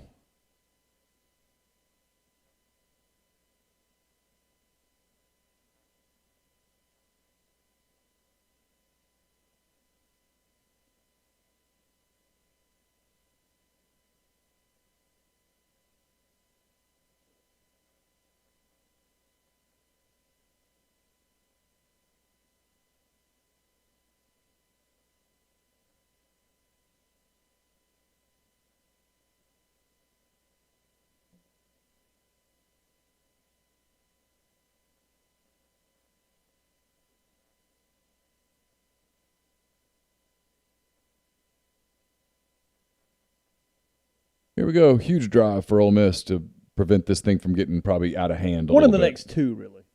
You know what I mean? Yeah, Good start.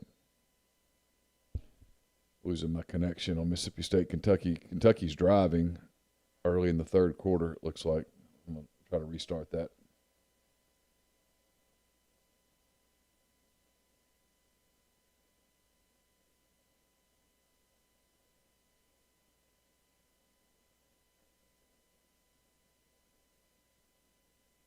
First down, yeah.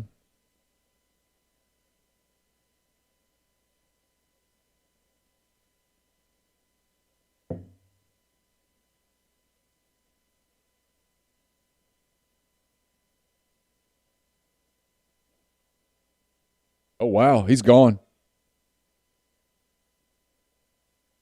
He's gone. That's about 130 on the day for Yaboa now. Yeah, like that. I'm going to tell you, that is – I don't care what happens the rest of the way. That is a character – that drive right there addresses where this program's going. 140 total receiving yards for Yaboa.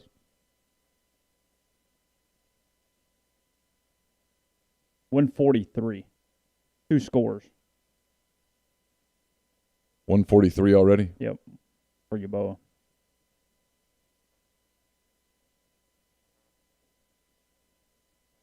Four, 143 and 2. Matt Corral now 12 for 17, 216 and 2.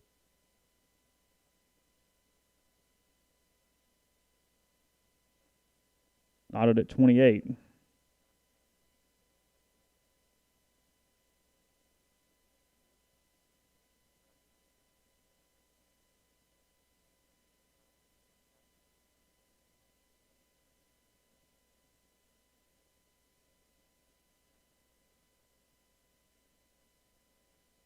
All 3 games this season, Ole Miss has given up 2-for-1s around halftime with touchdowns, by the way.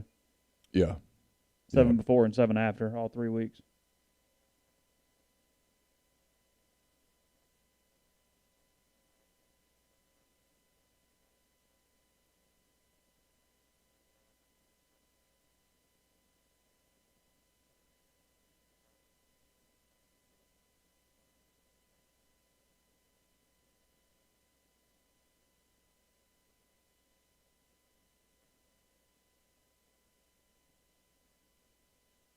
I'll tell you what, if you're a big-time tight end out there, He loves his tight ends now. you got to pay attention to Ole Miss.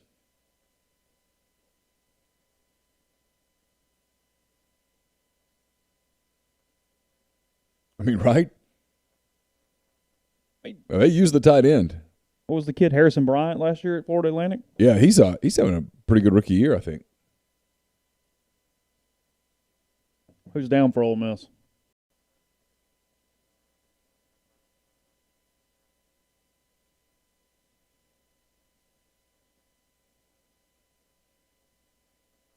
Looks like Kentucky turned it over, so it's still 14-0 Kentucky. 12:20 to go in the third quarter in Lexington.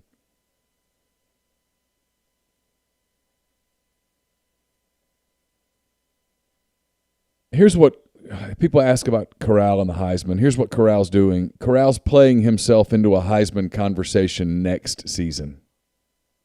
Yeah. Probably not the answer you want. It's a team award, and it's impossible. Probably not the answer you want, but no. But he's playing his way. But if he has 7 more weeks like this, Lane's going to have them popular. They're going to win some games. I mean, Ole Miss isn't going 1-9 this season. No. No. No, hey, listen, we'll talk about it a lot later. But my point being, they're going to be on some magazines at the start of next year, and suddenly it's a little different conversation. It's going to be really hard for someone to take the Heisman away from Trevor Lawrence. Jalen Cunningham down for Ole Miss. Oh, that's not good.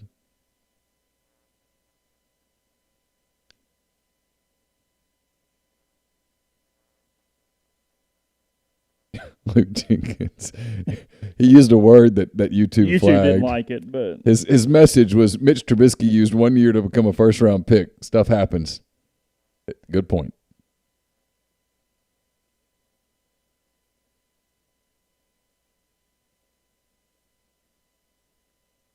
The navy on the white works. It's great. It's really works.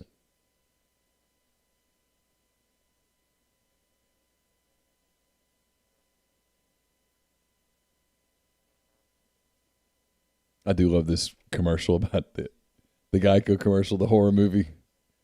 Oh yeah, where the car's running and it's like, go get in the car. Yeah, and they're like, no, let's go buy all these chainsaws.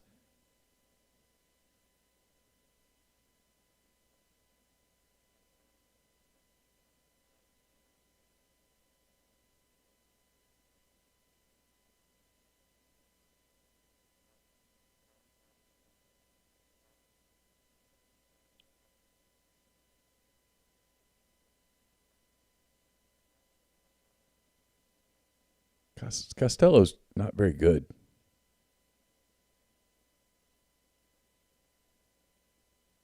He misses a lot of throws that a good quarterback doesn't miss.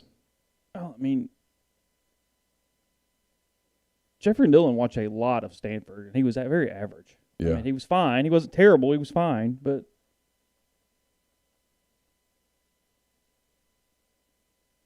what's this Ole Miss Arkansas line next week? Ooh, Ole Miss minus 7.5. 8 was in my mind. Yeah, sure. Costello gets picked. Kentucky's ball. He tried to go deep and he just floated it. 10:37 to go in the third there in Lexington.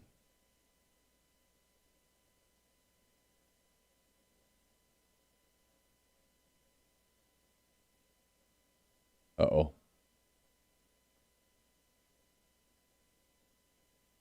If you're going to do that, you might as well onside kick.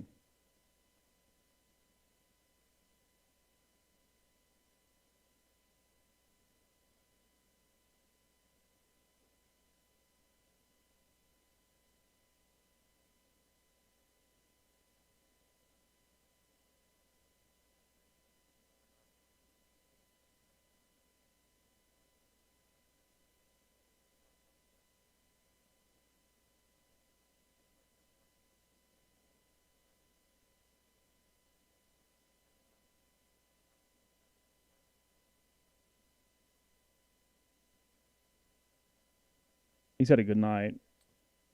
Yeah, he has. He's a good player. I mean, everybody in the country recruited him. Arkansas is kind of a cover king this year. Good point.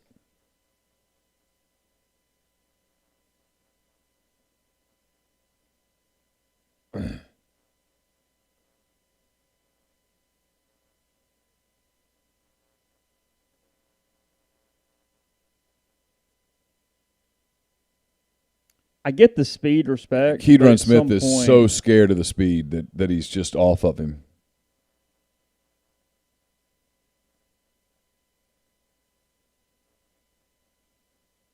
Devonta Smith was just telling him, you can't cover me.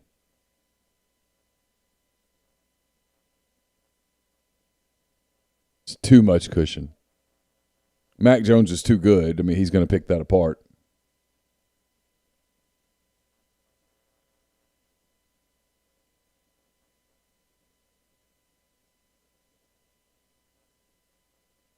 Jones is really good at that draw. I mean, it's as basic as that is. Yeah. He does a really good job with that. It probably does earn him a half a second occasionally.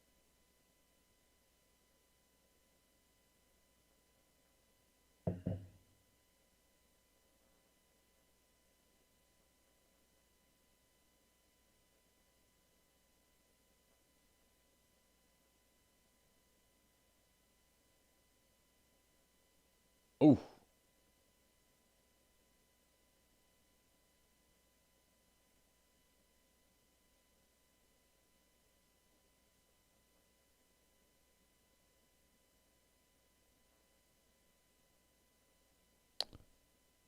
Ryder probably wishes he could have that one back. Try to catch it. Try to catch it, yeah.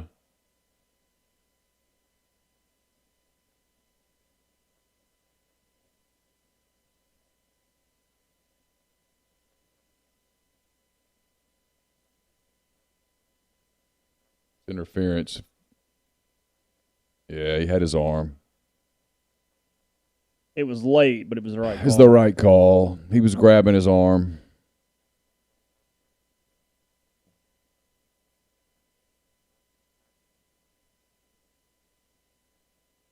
Right there.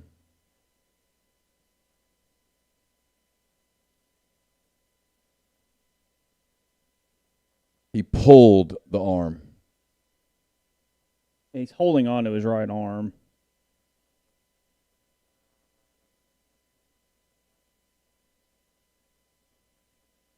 It's the right call. I understand the frustration, but they got it right.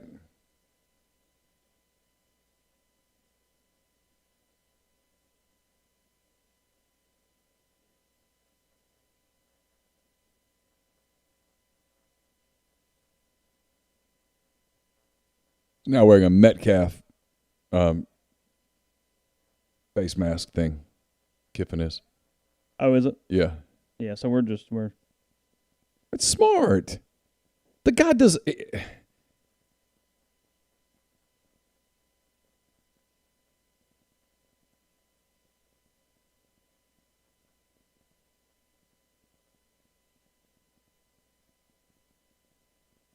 throw.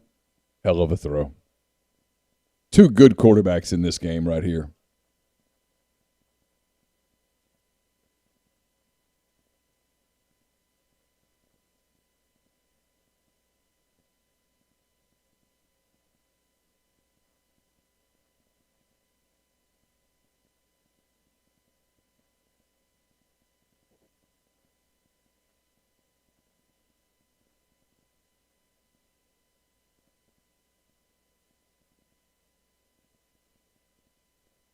You're right, Chase. Jones is so good at play fakes and that type thing that he freezes. He gets another half second. He really does. He's really good at it.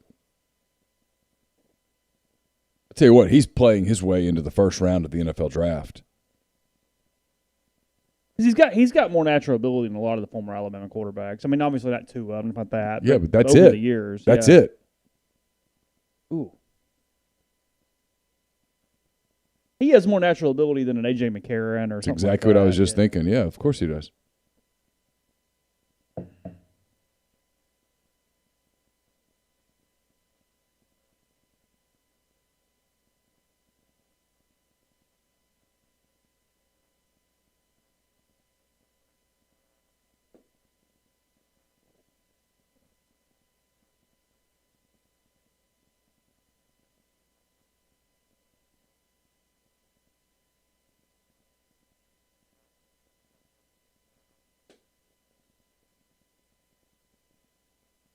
Shouldn't we tell him he has a campaign he needs to be running?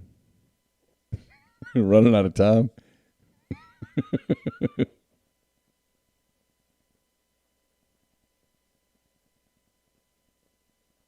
Yeah, man, you guys, I know this is frustrating to watch the defense and the call and all that stuff, but this is – I'm not trying to play the role of therapist here because this is a totally different role. If you're not pretty damn pumped about what's happening with your program right now, you're not getting it. You ought to be geeked up right now.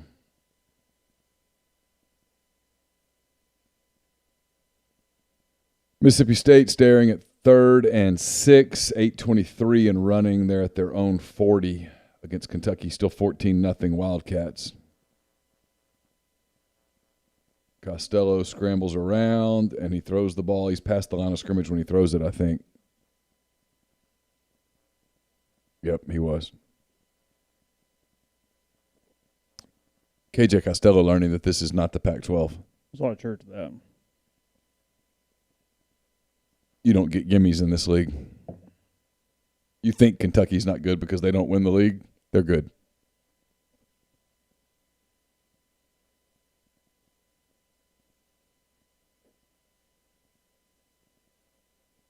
Yeah, this is a free year. And in a year zero, you guys are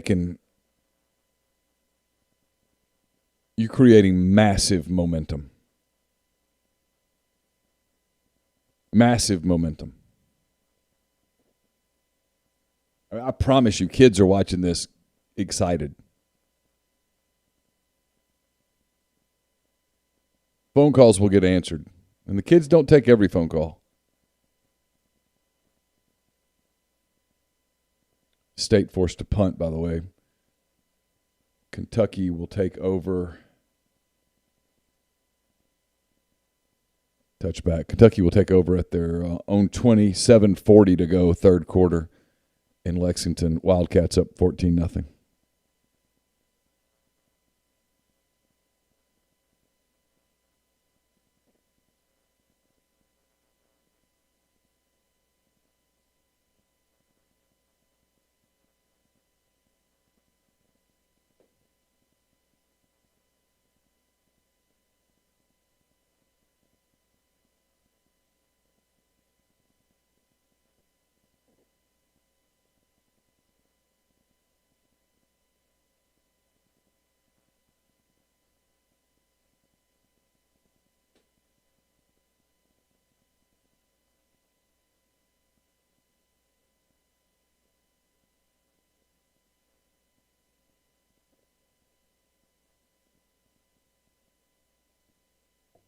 So Ole Miss takes over. What's the time on this? About 8 minutes, third quarter?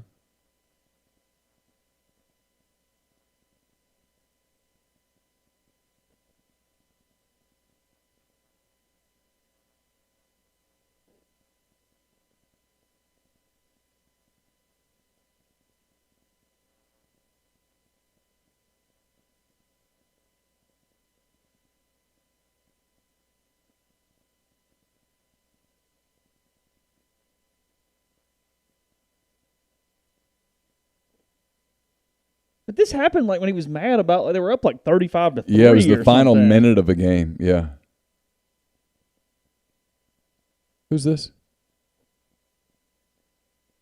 Is that? I don't know. Who do you think it was? I'm not sure.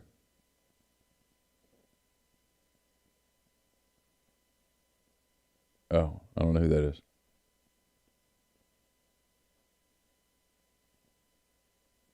I hate to even bring this up. Has John Rice Plumlee played a snap? I have not seen a snap.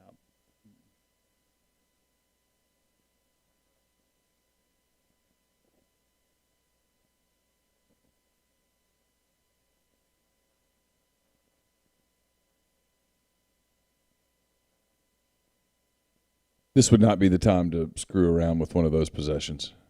You need them all right now. Yeah, I mean, to win this game, to have any chance to win this game, you have to basically score every time and then have a turnover. Because I'm not sure you're going to, quote, stop, end quote, Alabama.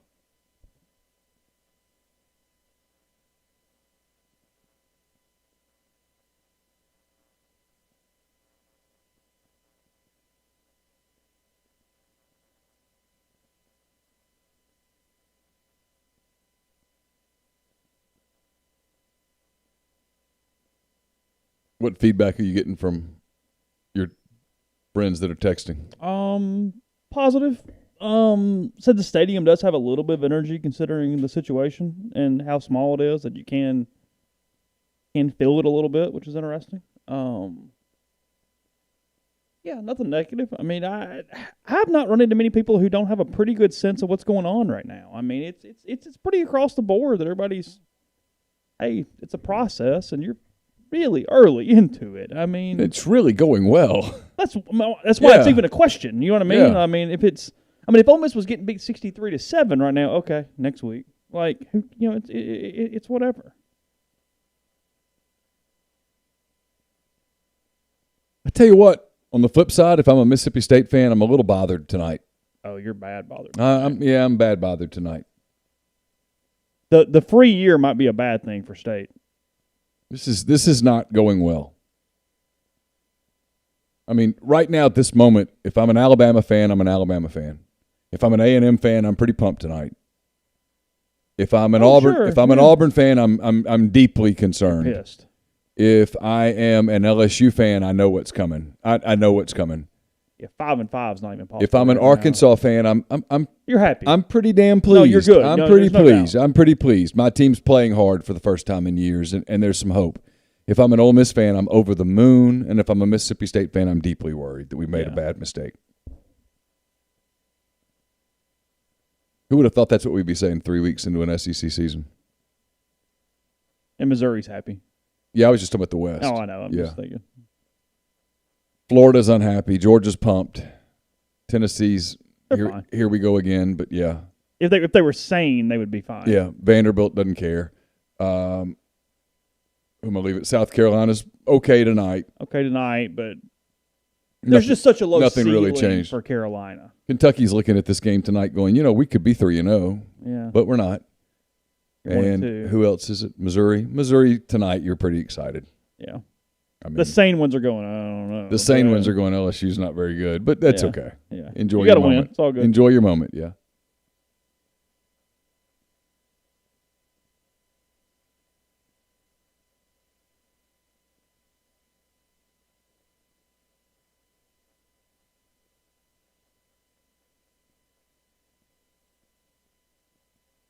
Casey Kelly got hurt.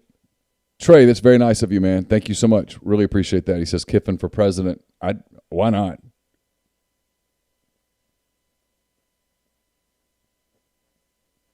Ooh. Got to catch it. He got the interference call. You can't, as a DB, grab an arm and pull the arm while the ball's in the air.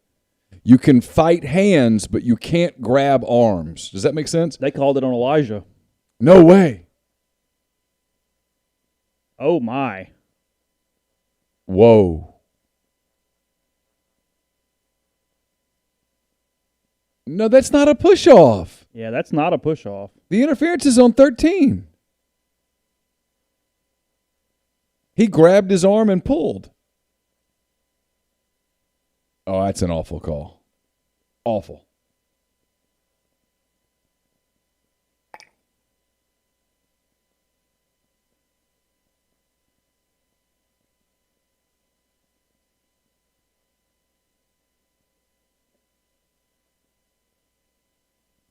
That's an awful call. You can't make that call.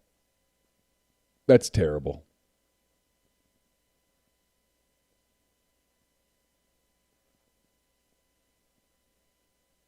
Did he catch that ball? Yeah. Forgive me for a minute, but holy shit. Such a dangerous Did he throw, catch that? Yeah. Did you see the velocity on that That's throw? like throwing that ball back across your body to the middle of the field. Did you see the velocity on that ball?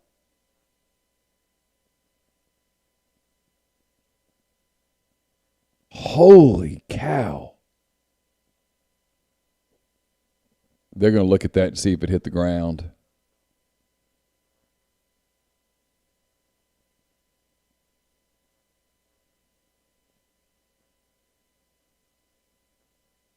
That's a catch. I think that's a catch. That's a catch. Wow.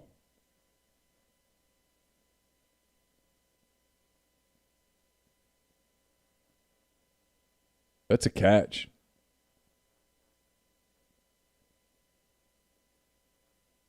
Also kept Ole Miss from staying in a hurry up there.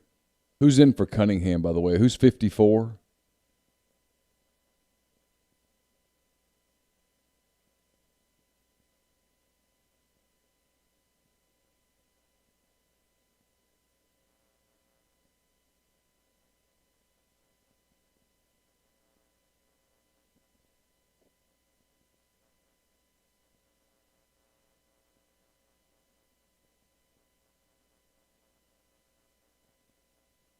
Caleb Warren is 54. Caleb Warren's in for Cunningham, okay.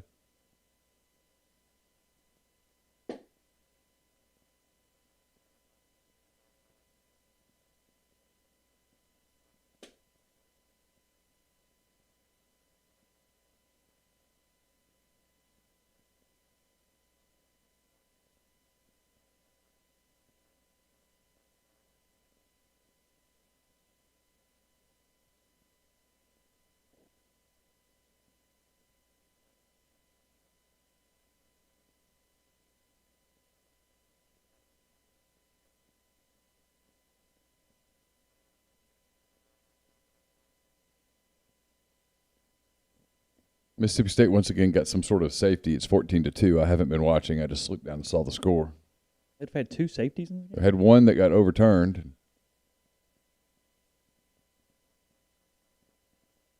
A pretty big third down here. Third and about 4, 3rd and 5.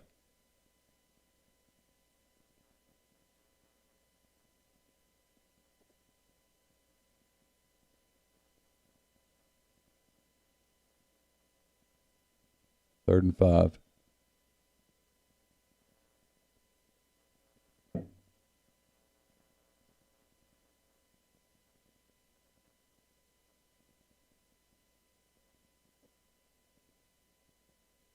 Just Flag.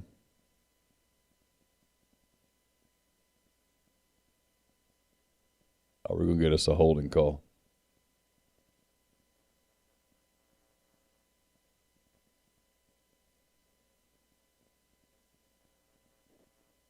The obsession of ESPN with Plumlee is weird.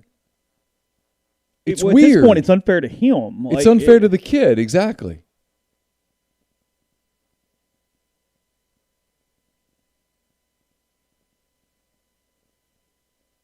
Oh, wow.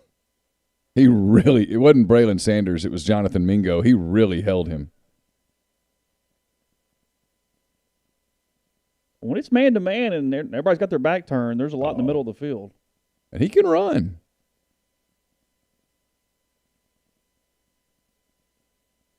Just screwing up the timing of the play with those snaps.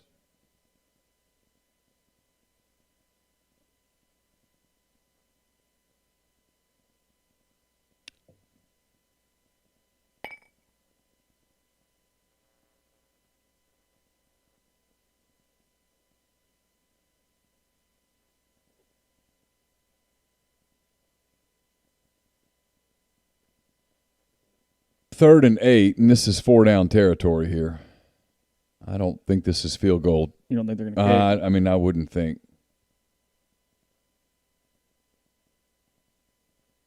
I don't know why they slowed down there. Yeah. Be a 45-yarder from right here. Great call.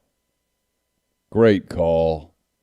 God, they've really stayed on the ground tonight. I mean, They have run it down Alabama's throat, but they have taken advantage of they have outflanked them. They have tricked them with formation. Now they go tempo. yeah, they're just countering the hell out of them right now. Got Alabama, guys. They got Alabama off balance. They've got Alabama really flustered.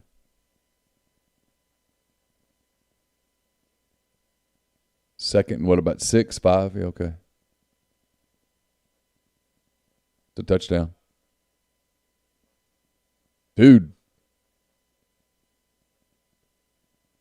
They had any defense. If they had, just anything at all. By the way, that's 3 games in a row that they've put 5 touchdowns on the board. Florida, Kentucky, Yeah, they hadn't and played Alabama. the Sisters of the Poor yet. No, they hadn't played UTEP or somebody. Well, Vandy and Carolina even. I mean. No, they've played good hell, teams. LSU, defensively. That's a good point.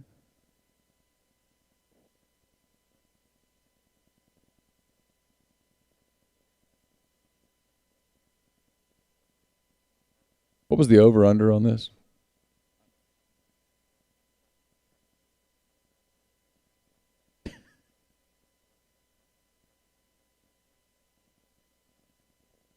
Brian Rippey's Mississippi private school jokes on Twitter every time Ely does something crack me up as much as, as anything I've seen.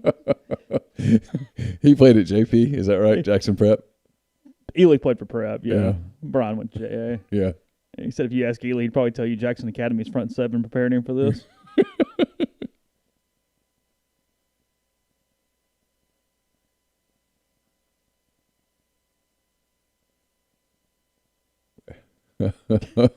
Somebody said LOL, and he goes, until you saw Pillow Academy's perimeter defense, I'm not going to take you seriously.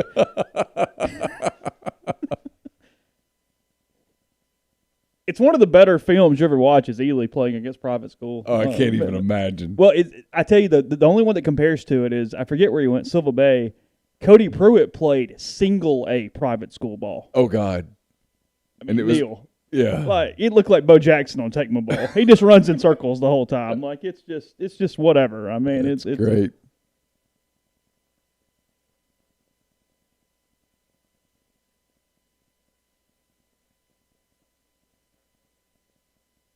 And then one of our personal favorites, you can always go back and watch Larry Tunzel's high school tape. Yeah, where that was ridiculous. Some poor kid's like, hey, if I just lay down, will you leave me alone?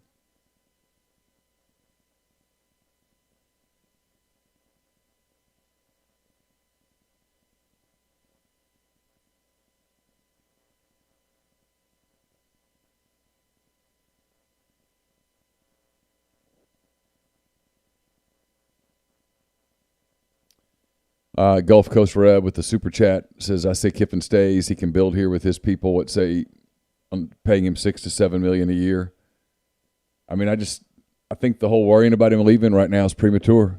Just relax, enjoy the ride, and the day will come. And when it comes, you either ante up or you can't.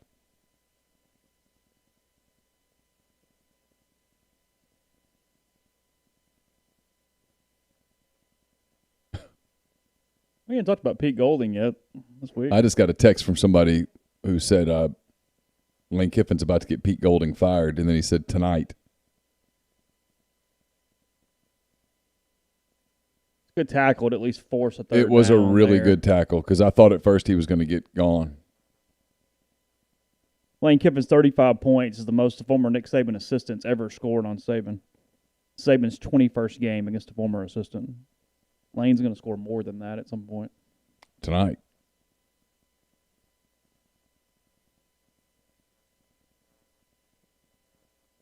I mean, you've made it a 20-minute game right now. You've cut the game into thirds. They're in the final third in 2 seconds.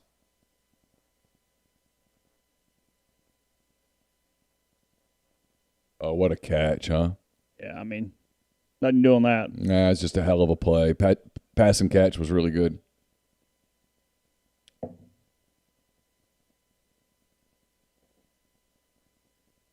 Yeah, it's a hell of a catch, man.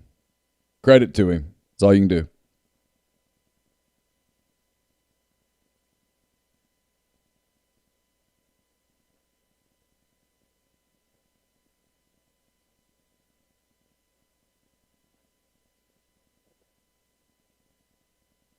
He's not down. He's not down. Now he's out. And that's just Najee Harris on Momo Sonogo. It's a mismatch. It is what it is.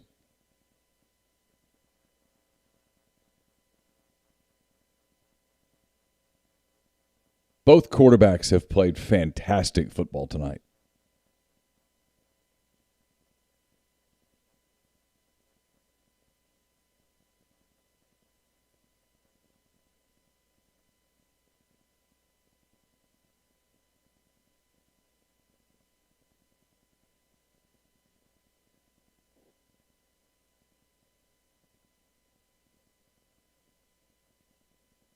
He stepped up right there knowing he was going to get hit and delivered a strike.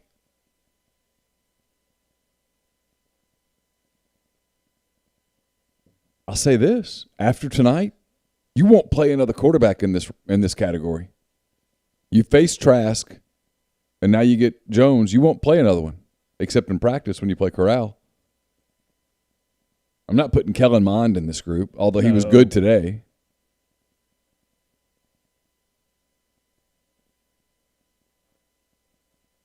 I mean, I'm going through it in my head. Pure talent. I mean, maybe it's mine, but I mean, frankly, Miles Brennan might be the next, just straight up. Yeah, that's what I'm saying. That's about to fall off there because I mean, yeah. Luke says helps when you get 5 seconds in the pocket. He's made some really good reads, man. I mean, he's really played well. Jones has.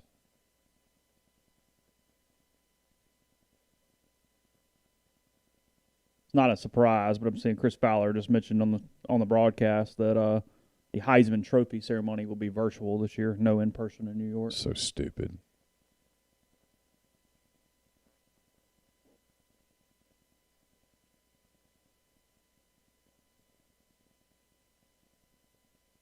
He's in. He's in.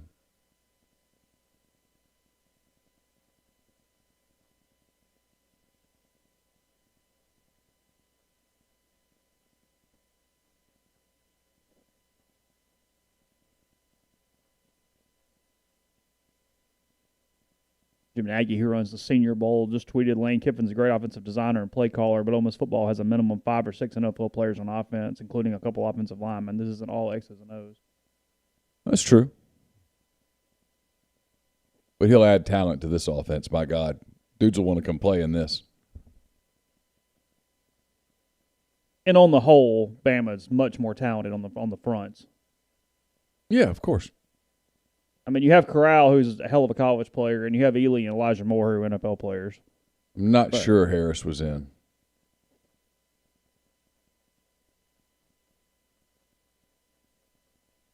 Knee. Oh, it's too close to overturn. It's touchdown.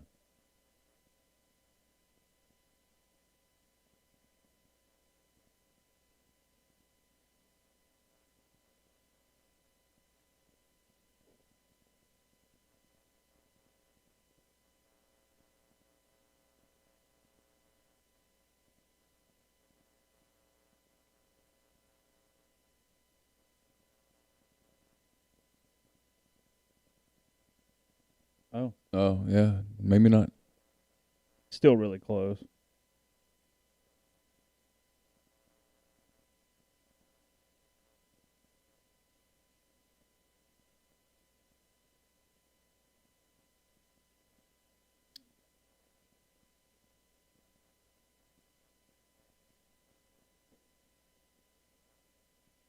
Mississippi State has made a change at quarterback. I don't know who the kid is, but it's not. This is not Costello. Number 2, Rogers. Rogers. Who's that? Will Rogers? What? Nothing. I don't know. Laughing.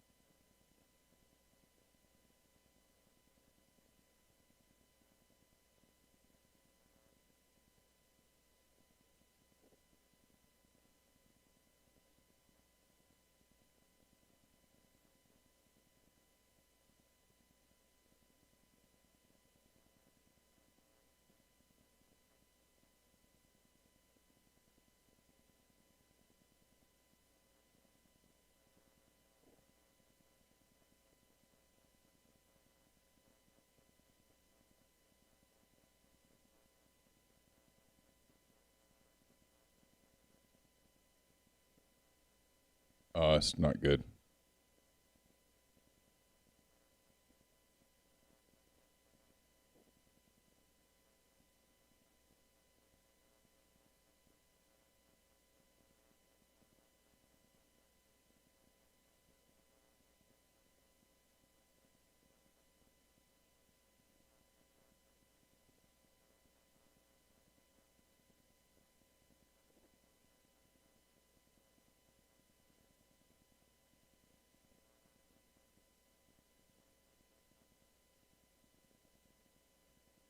Fell out, but he's got a shot and Got got it. it.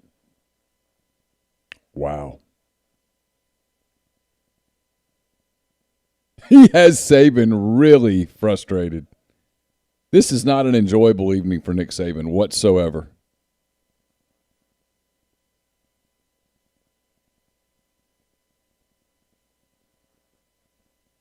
What a call. Got it.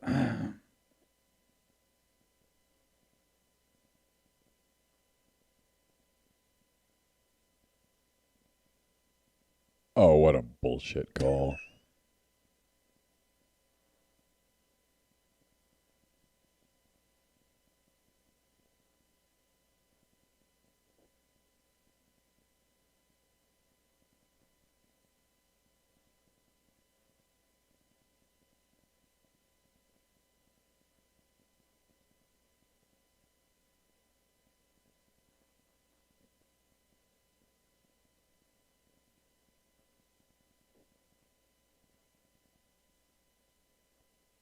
It's bullshit.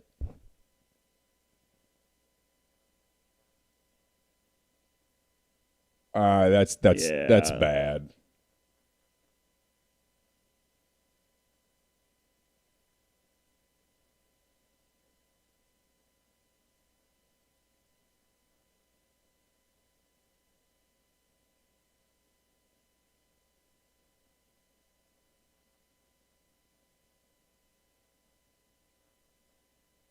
Yeah, a coaching friend of mine just referred to that as a chicken shit call.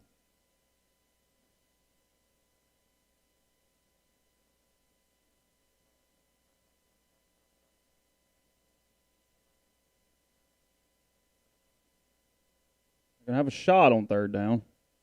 I would argue, Chase, this is 4-down territory. Just because you can't. You stop can't them. stop them, so why not?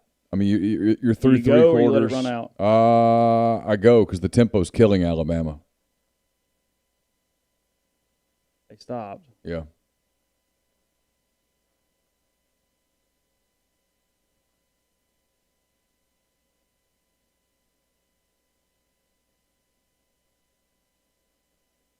Well, if you're ESPN, you're thrilled tonight. God knows you got one. You did.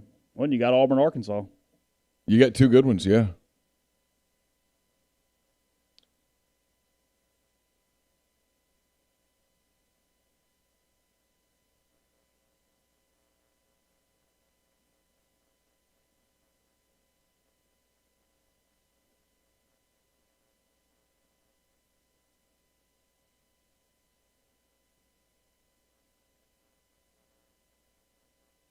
Oh, you've got to gain a possession. If Ole Miss finds a way to score, I go for 2.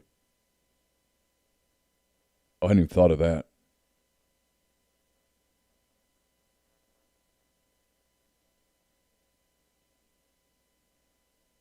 That's the best chance to break serve right now. It's not the worst thought.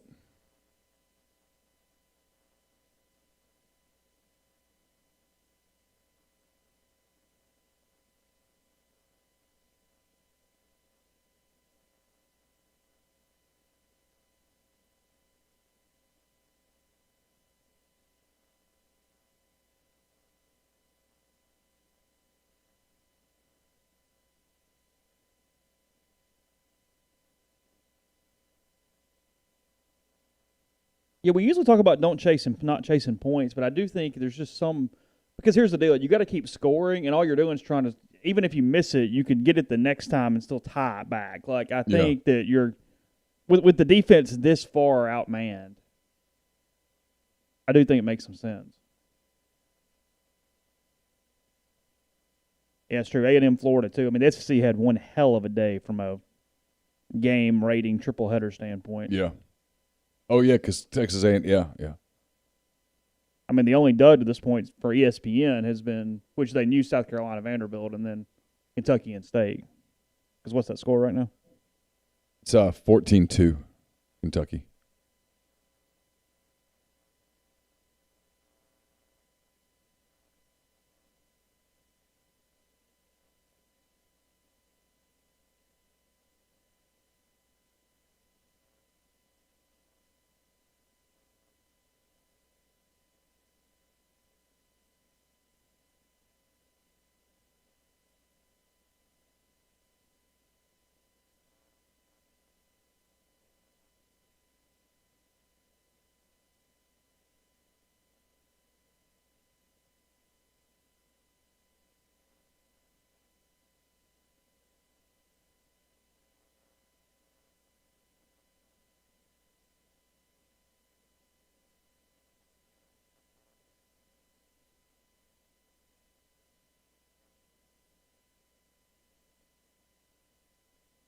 $71.5 on the over-under. Oh, so it's already –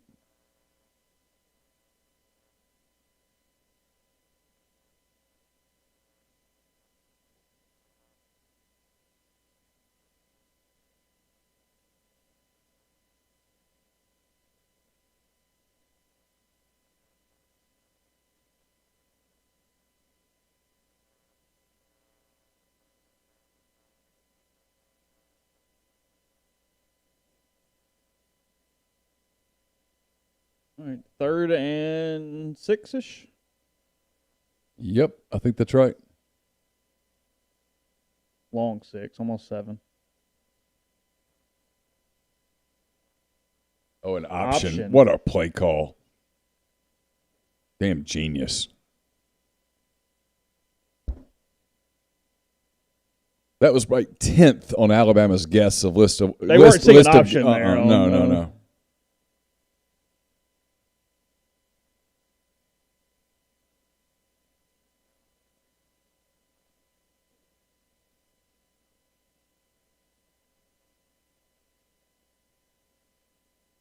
Back to that play call they love across the middle of the field. I mean, if you're a quarterback, you want to play in this, right?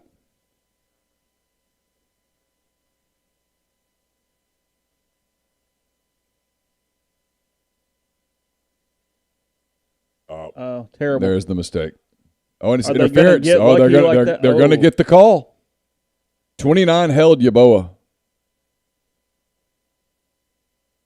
That wasn't getting called until it was picked.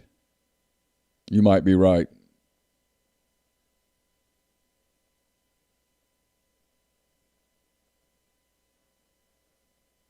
Oh, there it is. It's 32. I stand corrected. It wasn't 29. He didn't do anything. He just came over the top and intercepted it. Full disclosure, I'm sitting here working on a column. Adjusting a column, yeah.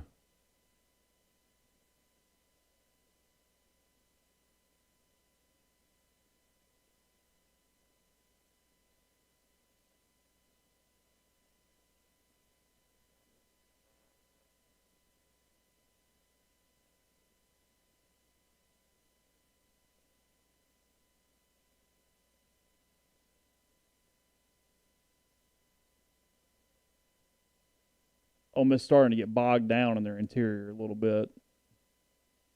60 minutes is a long time. Yeah, I was going to say wearing down a little bit. The rope is fraying a little here as the fourth quarter starts.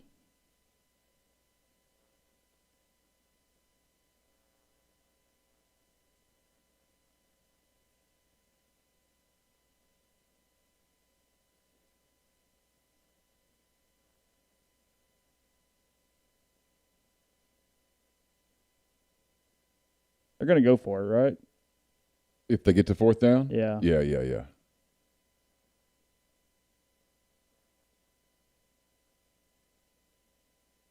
Straight quarterback run. Oh. I don't think so. Going to be 4th and 1. I thought he was closer than that where the ball was. I would like to have seen one more little shot there. Got it. Got it. Got it.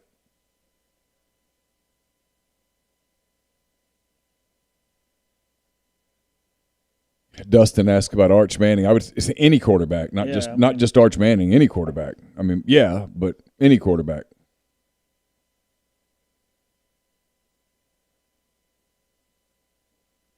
Wearing down up front, for sure. They are. For sure. Further leads to your talk about a 2-point play. Well, I just think at some point you got to break serve. So what's your best way to do that? Is it to get a stop, or is it to get two?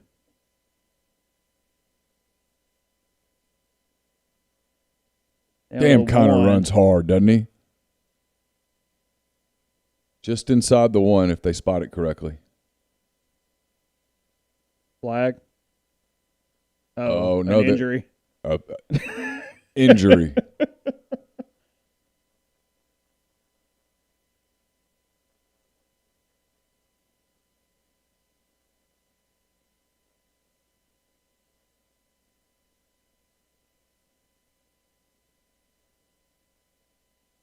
He cramped up there, Neal. Uh-huh.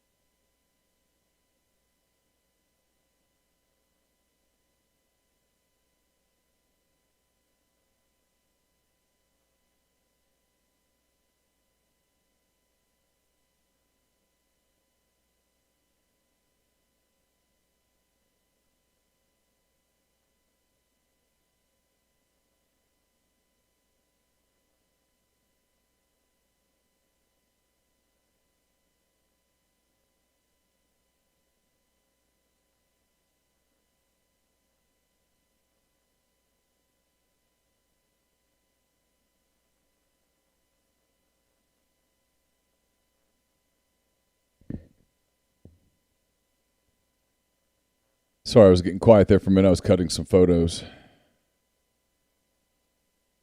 Do you signal the injury from the sidelines at a certain person, or is that forethought on a player? Just in general, not even that play, but I mean, really, how does that work? I would think so. They're gassed. They can't get their people on the field. That's what that was. If you remember Pete talking about it, the tempo was preventing Alabama from making the substitutions they wanted to make. Yeah. And Kiffin knew it was BS. Snoop's not the lead back, but he's one hell of a compliment. Yeah, he's a real pounder on the guard to guard. He's a force.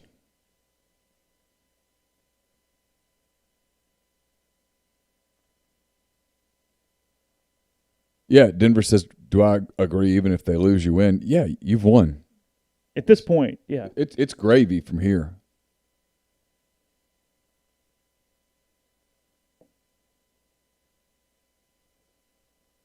Yeah, I get being super nervous about wanting to win and all that, sure, and you should be. Enjoy it, have fun, but this is – I would have never guessed that this program would have this type of momentum 3 games in, and I was advocating hiring this guy 3 years ago. Next head coach job, DJ Durkin or Jeff Lebby? It probably depends on the fit and where and stuff, but they both are. Durkin's going to have a higher desire. Like both of them, their stock's rising day after day. But right now, it's funny, Taylor. Why?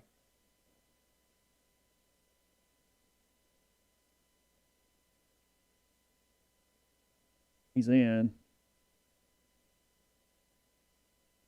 It's not a fumble. They called it a fumble. Well, they're going to overrule that. I don't like putting him in right there. I don't get it.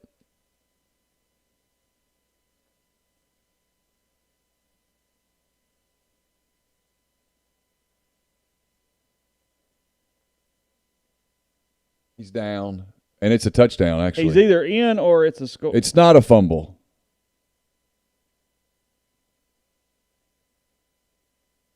Yeah, he's either down. He's down right there. It's so close, but it might be. I think it's a touchdown, Chase. But it's definitely not a fumble. His arm's down. The ball hits his helmet and pops off. Yeah. Yeah, he's for sure. Yeah, it's down or touchdown. He's down right there. Yeah. That's a touchdown. That's a touchdown.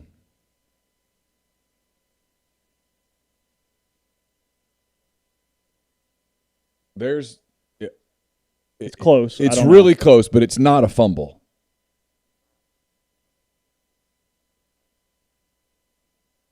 I think it's a touchdown, but it's definitely not a fumble. And if it's not a touchdown, he is so close. But this is where it was last week. They'll spot it. What you can't see from this angle is where is his butt. Did his hip come down first? And I can't tell there. I don't know.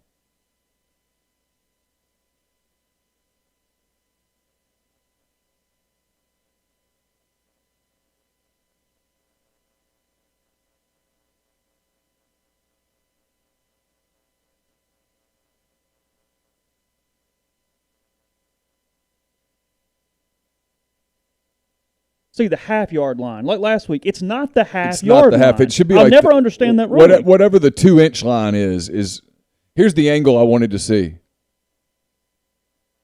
It's close. You can't tell there. But I never understand the half-yard line. I don't like the play. It's the first. I'm not going to question it because the guy's called a brilliant game. I don't know why you're going to Plumlee there. I'm not even sure he's as good of a runner as Corral at this point, unless Corral's just gassed. I guess my question is that the ruling? Do you put it at the half-yard line if it's inside? Because I don't. Can you not? I don't know. Is everything in increments? I guess that's my question. Yeah, it's a good question, and I don't know the answer. I play action pass. I swear to God, I do. You throw it? Yeah. I don't think he's in. Oh, well, he was. Wow. Right. This is crazy, man. That's going to get reviewed. I'm just telling everybody. It was super close.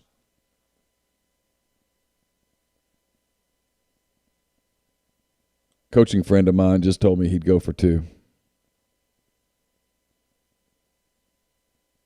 You can't overrule it because we can't see it.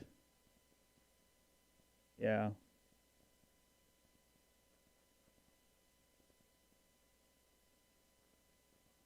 I think it's a touchdown. It's right at it, man. And I'd like to. I wish they'd take one frame further. I think he broke the plane. You do? I do. Now, a friend of mine just said he thinks he's short. I think the call on the field probably keeps it, but I think he's short. I don't think it broke the plane.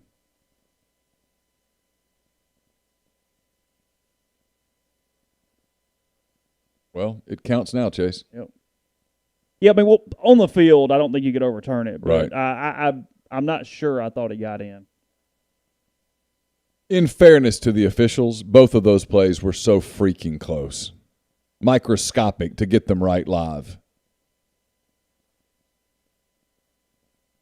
It's an 11-minute and 31-second game right now.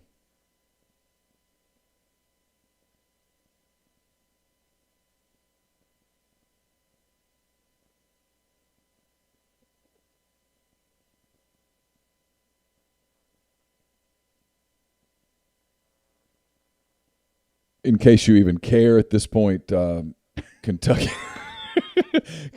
and Mississippi State, 7:57 and counting. Kentucky leads Mississippi State 14-2. Kentucky has a 4th and 4. And honest to God, I'm not sure where the hell they are. I'm not sure it really matters. They are at the Mississippi State 39 or 40, 4th and 4. Oh, this is crazy. Navy, I guess they wanted a field goal late. their final drive took 9:06 off the clock. Okay, triple option team, obviously. Took 9:06 off the clock, ran 15 plays, and gained 26 yards. They took 9 minutes to gain 26 yards. I'd almost have to see that to understand it. What the hell happened? Okay, I've been getting texts the whole game from buddies just going, hey, this is great no matter what. Everything's good. Everything's gravy. The switch has happened. Now I don't know if it's because everybody's in the bourbon a little bit. If it's in the fourth quarter, it's now I want to win. Well, sure, that's where this is going now. Is now I want to win. It's no longer gravy. It's no longer whatever. Win the game. Of course. Yeah, the switch has been flipped. Yeah, I mean it's an 11-minute game now. Now you still have to come up with some form of a fashion of a way to stop them, which is a problem because so far you have not. You had a turnover. That's it. You had a turnover in one punt. Has Alabama punted? Yeah, once for 40 yards. Remember, they got the sack on third down. Oh, yeah. Sack yeah. Jones, yeah, Mike Jones one time. Yeah, that's right. And then they punted. Okay, yeah. Kentucky's punters had a hell of a night. He just pinned Mississippi State down at the 2. Again, I know nobody cares at this point, but in the event that you have us on TV too, I'm just updating you. Trying to provide a public service. Okay, I have the drive if you'd like it real quickly. No, sure, why Navy. not? I mean, I never would have thought we'd be talking about Navy football right now, but sure, why not? Rush for 2, rush for 5, rush for 6, rush for 4, rush for 2, rush for 1, rush for 5, rush for 2, rush for 4, rush for 3, rush for 2, rush for 4, loss of 5, loss of 9, field goal attempt. Wow. So they lost 14 on the final play, but final 2 plays, but still.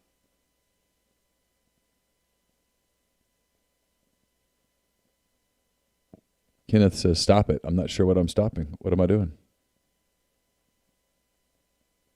Did I do something wrong?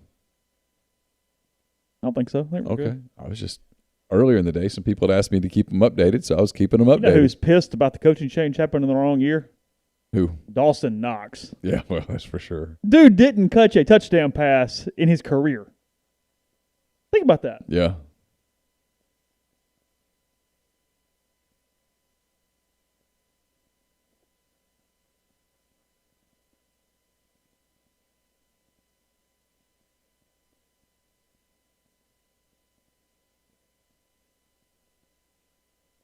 Oh, it was. They got it back. It was in God, Logan's. it was It was in Logan's hands. I don't hate it. Oh no! It tells you everything.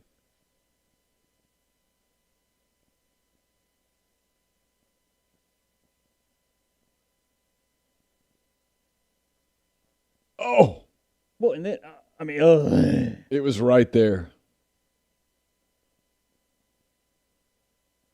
Oh, he had the ball in his hands. Just fall. Wow. Just fall. He just didn't catch it. Yeah, just fall. Oh, wow. Oh, wow. The Bama guy hitting him does jar it at least. Yeah, like sure. It was kind of, and that's whatever. I mean, whatever. Short field, long field. Field hadn't stopped him. I mean, this is turnover or like no. Yeah. I mean, that's all this is at this point. Yeah, they're going to score. I mean, unless they fumble or something or a pick.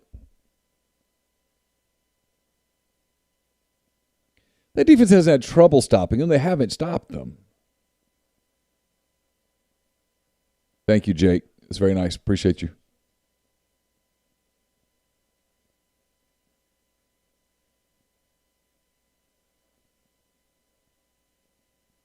They're also very tired right now.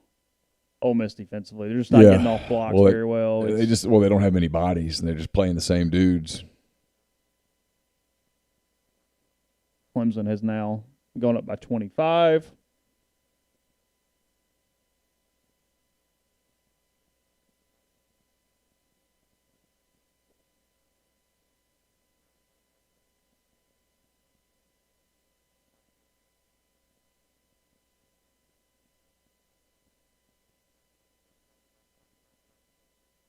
Stepped out earlier than I thought he did.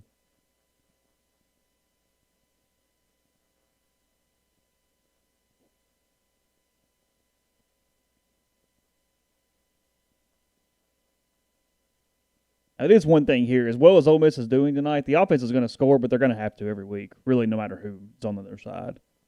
I mean, they're going to have to. They're going to have to average 35 points a game to win anything. Yeah, but I don't think either Felipe Franks or Bo Nix can do this. I mean, I really don't. I mean, got to give Mac a ton of credit, man. He's played terrific. Just have no chance of stopping them.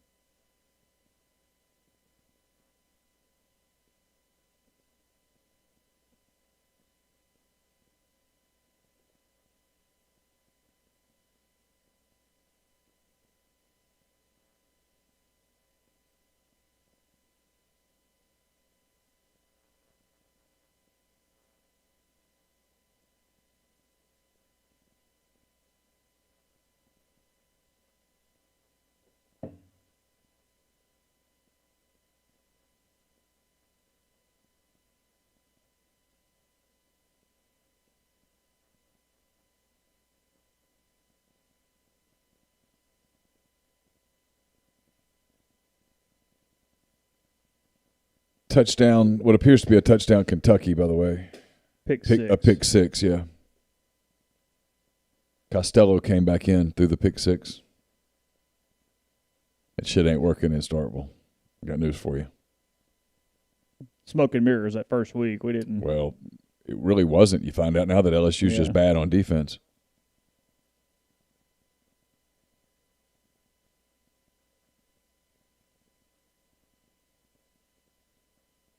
Oh, you know what? It wouldn't have been good anyway.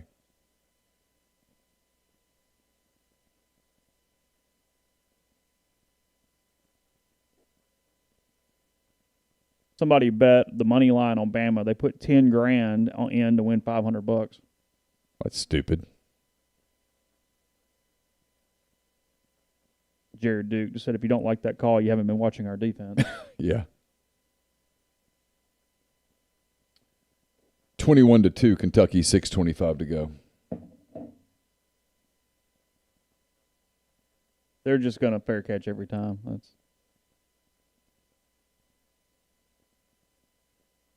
The SEC officiating has been given a comment on the end of the Arkansas-Auburn game. Yes. During the third down play at 30 seconds in the fourth quarter, the officials on the field sounded their whistles and blew the play dead as they deemed the passer illegally grounded the ball to conserve time as governed by Rule 732F. During the subsequent play review, there is conclusive video evidence that the pass was backwards. However, because recovery of the football was not clearly made in the immediate continuing football action, the ruling on the field was determined to stand under whatever both the determination of a backwards pass and the clear recovery are required to reverse the ruling on the field under 12.32E1. So we were correct on our interpretation of how that happened. Still pretty chicken shit.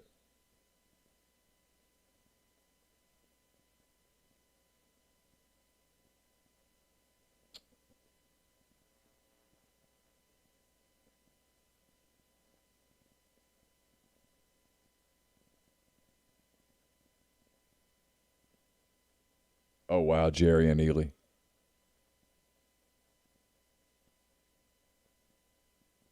What a run.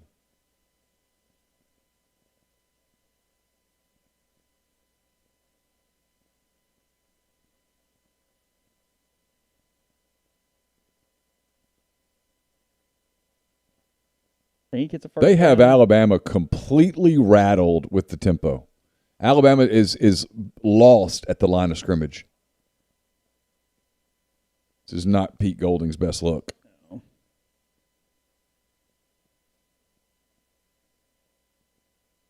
The hell? Just eye candy. He's open downfield.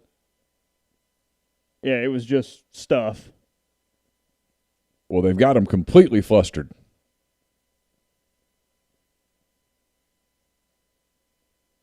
This game might get into the 60s, y'all. No joke.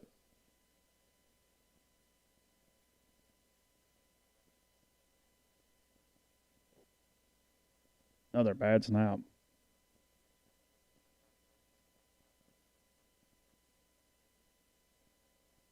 Just has to be 4 down the whole time, doesn't it? Like you can't. Oh, yeah. You can't try to cut the. No, this is you have 3 plays to get 8 yards or 7 yards or whatever it is.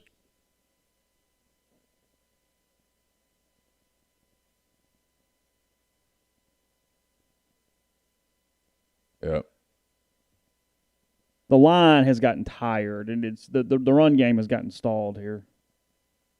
If it's 4th and long, I'm kicking a field goal.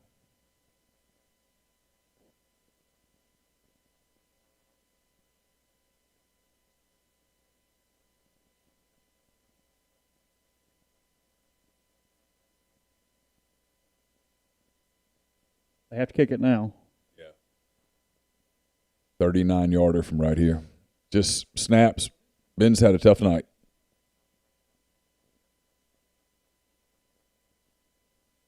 Wow. That ball never got off the ground.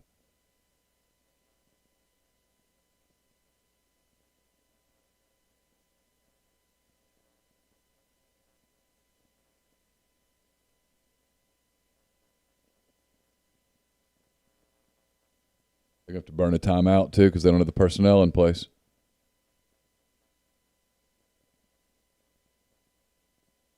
Call the timeout. You don't. Yep. He did. He made the kick.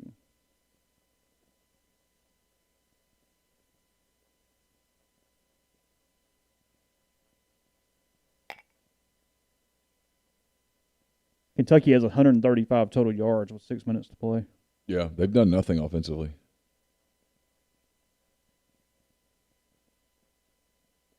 $6:15 and counting there.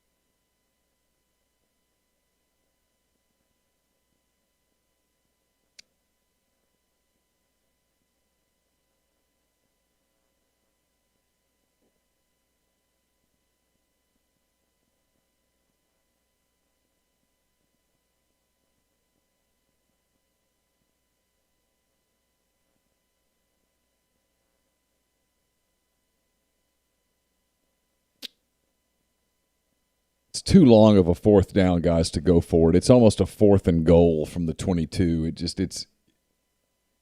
Yeah, you got to kick a field goal here, and at least that keeps you in the one-score game where if you happen to capitalize on a mistake.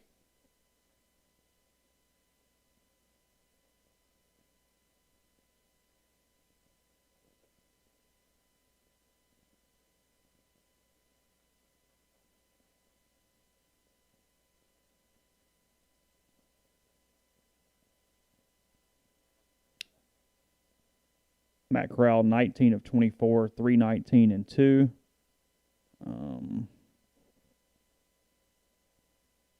Mac Jones, 27 of 31 for 372. Oh, wow.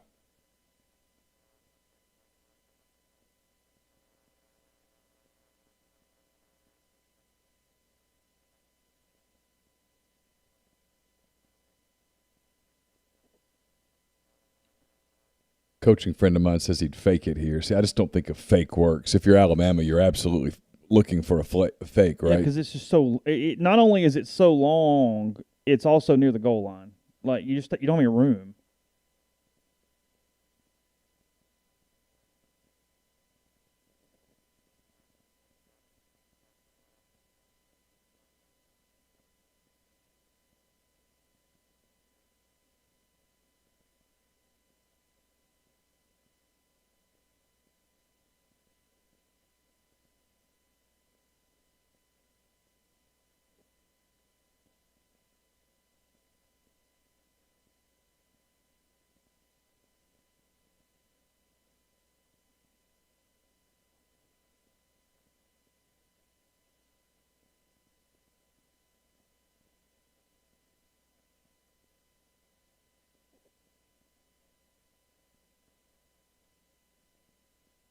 That's good. Hole's good. Got it. He got it. He got it right down the middle.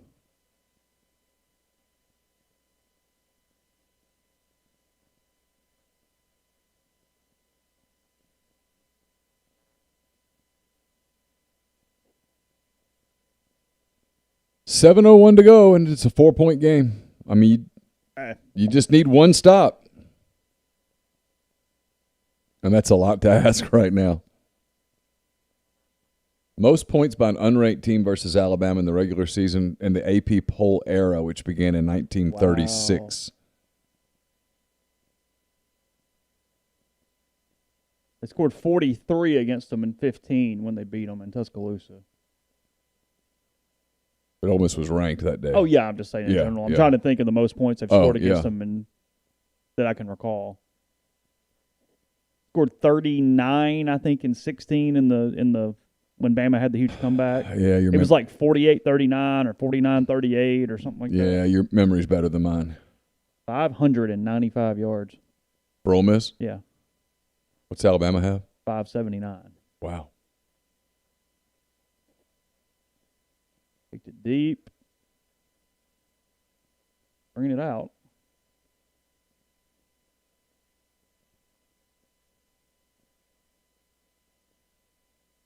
And a block in the back.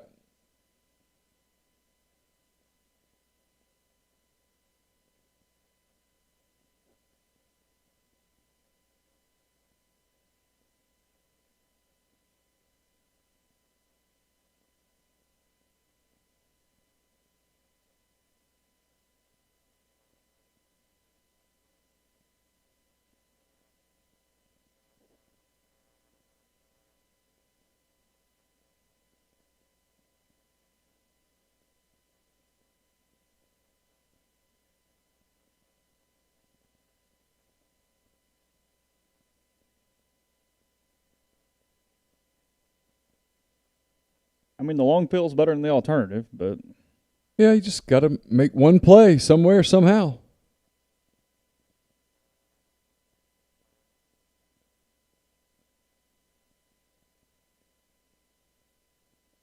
I frankly don't hate trying to jerk the ball out. Oh, no, I don't either.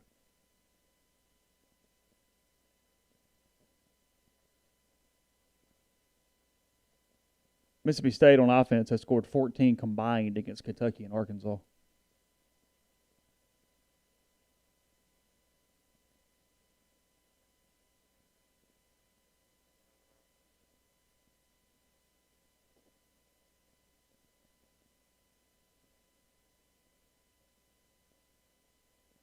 They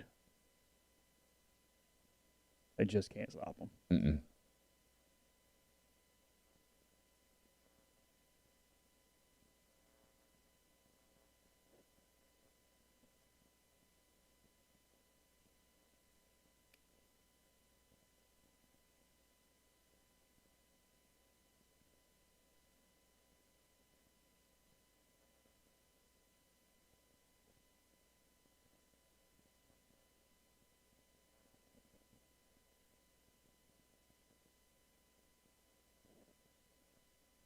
Alabama wants to run this thing and eat the clock and get out.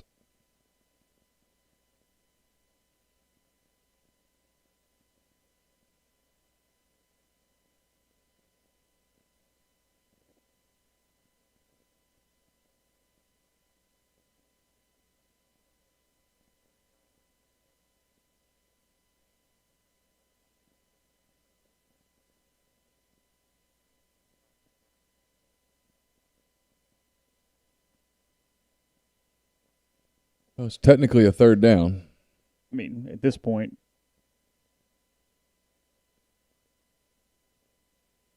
if you're Bama, I think you'd even go for it if you didn't get it. Oh, what?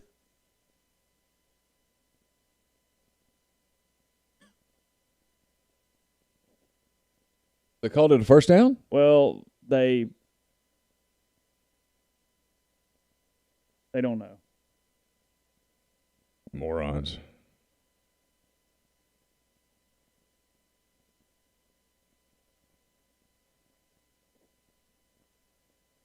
Oh, he's a full half yard short.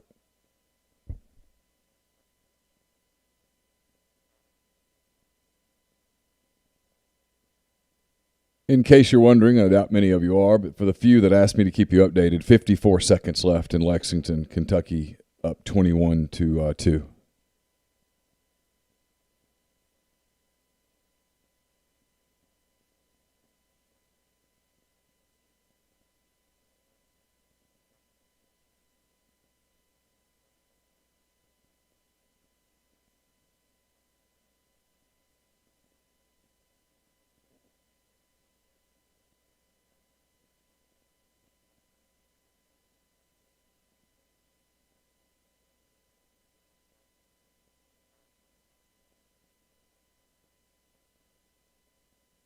Kentucky lining up for a field goal with 54 seconds left, up 19.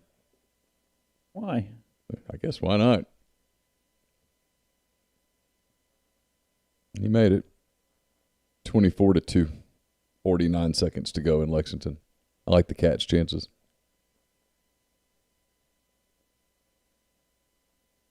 Well, Kentucky gets Tennessee next, I don't know. you think?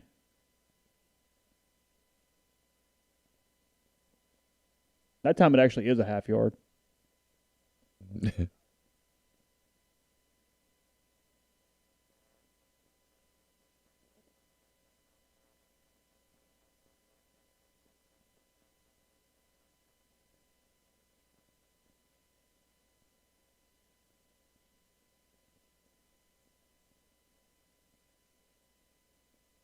They can't figure out where to put it. No.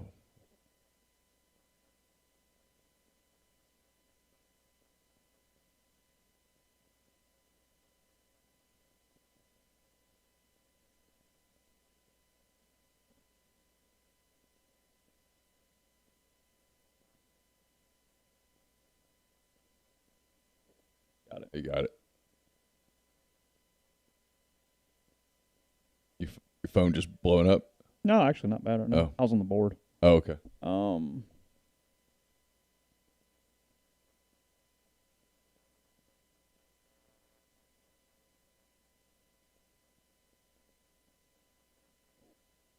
(24-2) Kentucky over the Bulldogs. Yeah. That should be a final. On my computer, there's still 49 seconds Bama's left. almost trying to just run it out. Well, they are. They're absolutely trying to run it out. Oh. Well, never mind. Great pass, too.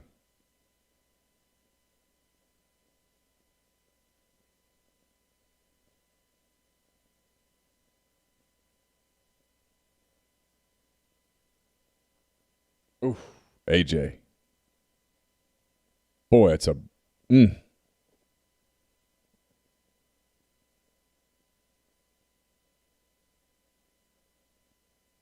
Got it back. Good grief. Wow.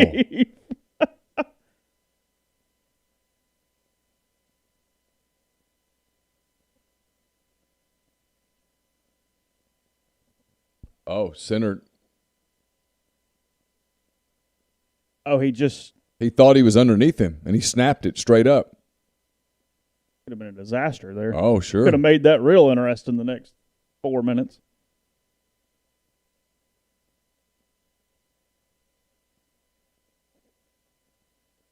He moved.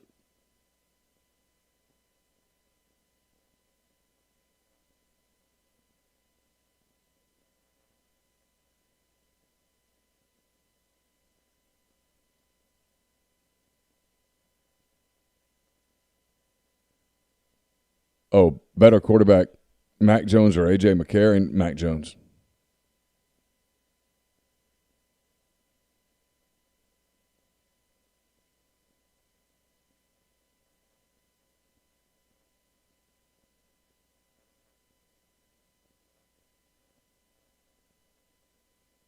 They do it again?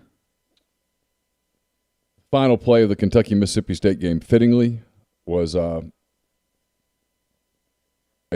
interception. Final in Lexington, 24-2.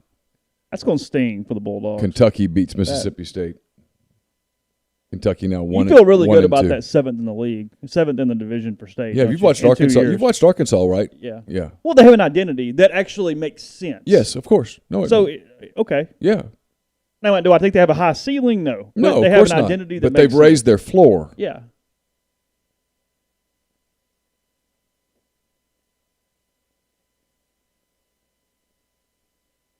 Good call. Nothing It was a about that. great call.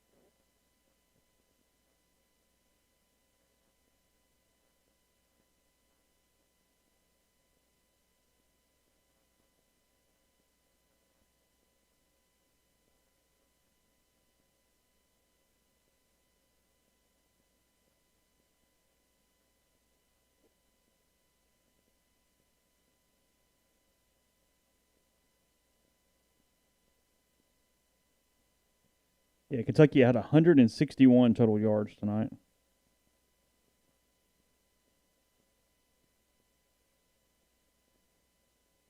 Costello was picked 6 times. Ooh.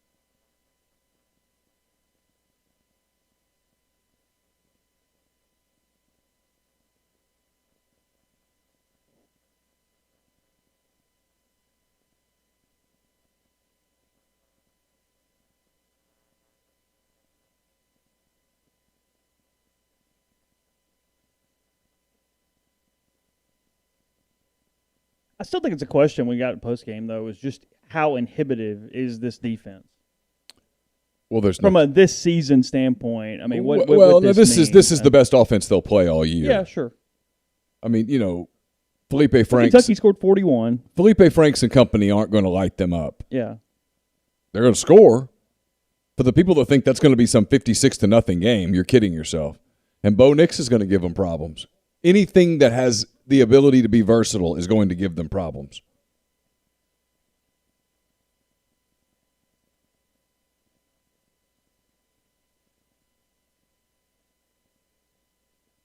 yeah. I'm not pinning that last drive of the first half on Kiffin. That you got to halftime tied. I get you could have pushed it, but you were any one negative play there without being able to stop them when it went under a minute from being even in worse shape, letting them almost 3 for 1 you. Like it just, I understand the other side, but I don't necessarily hate that.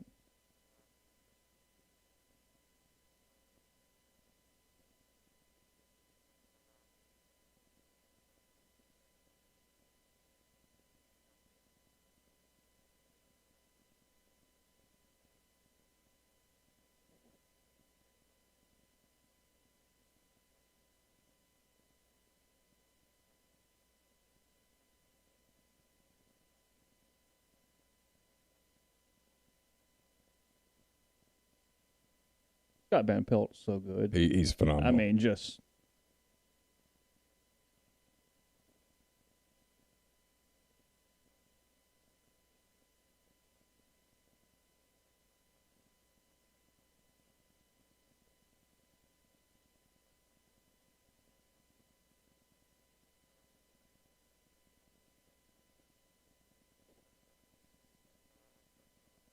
wow.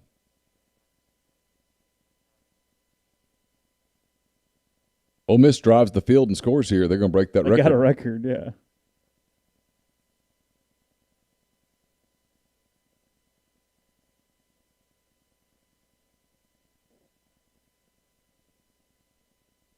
Thank you, Christopher, for the super chat. Really appreciate that.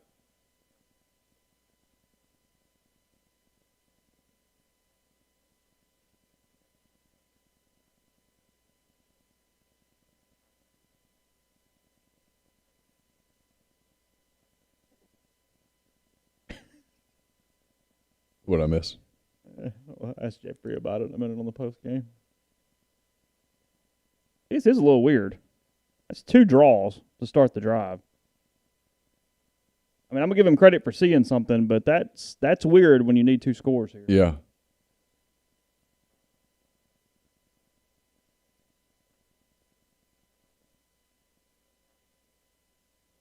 That was a little strange. Yeah.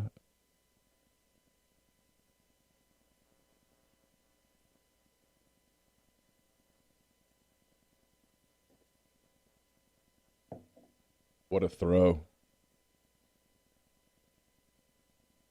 And number 9 just missed the first half of the Georgia game. Is he getting targeting there? Oh, yes, sir.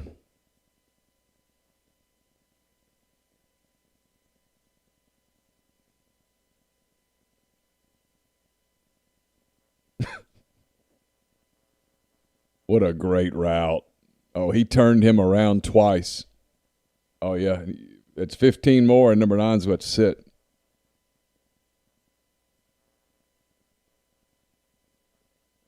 $29 or 9? It's 9, not 29. 29 just got turned dizzy. 9's the one that hit him in the head. Oh, yep. Yeah, 29 was turned around.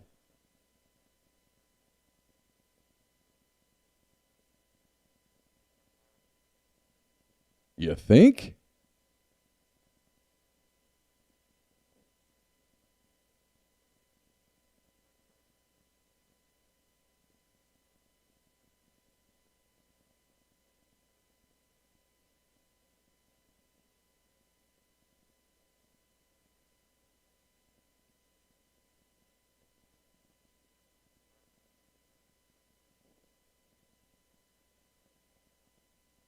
You could combine Ole Miss's offense and Georgia's defense, you'd win the whole thing.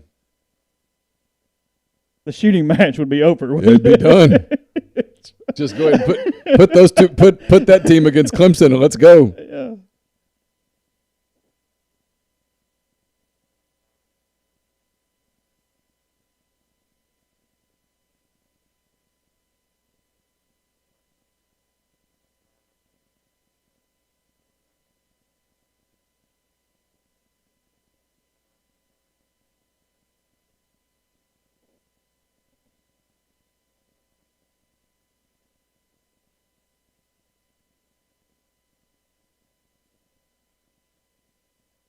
Dwight Schrute's on one of their cards on the sideline.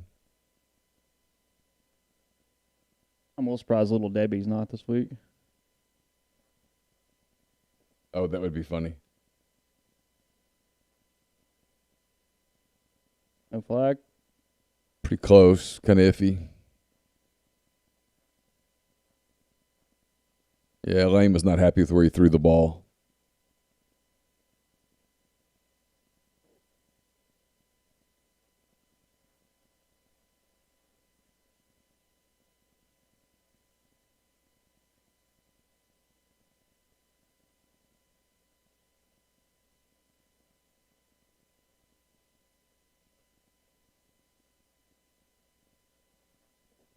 By the way, if you don't get it here on third down, you've got to kick the field goal because it keeps the onside kick and a score and a 2-point conversion in the mix.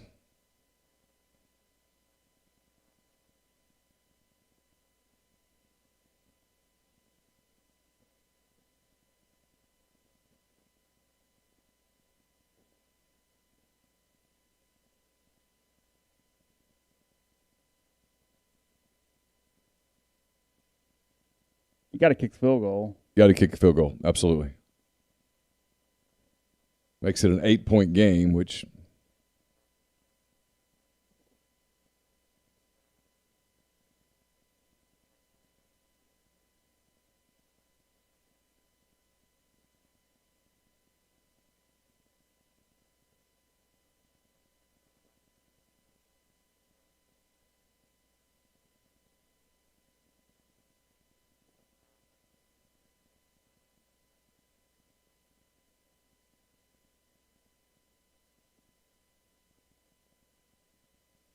ooh, It's in. he made it.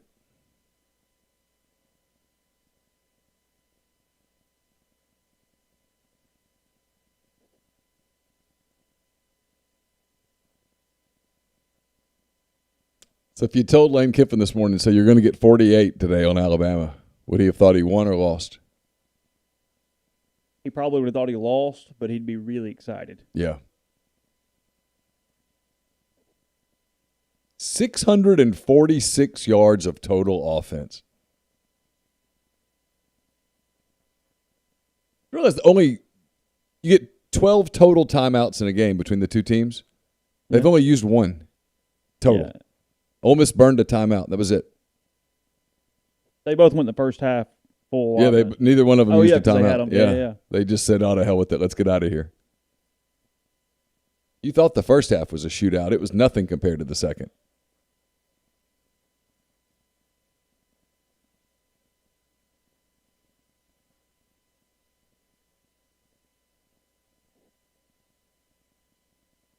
You got to straight onside it. Yeah, you got to come up with some onside deal. Hope.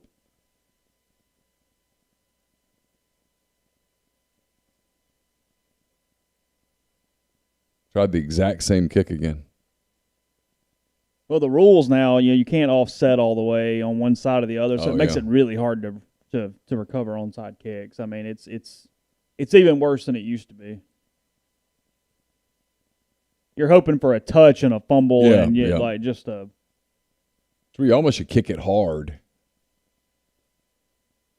Try to catch him on a forearm or a wrist. And, 8 made a good play though. Yeah.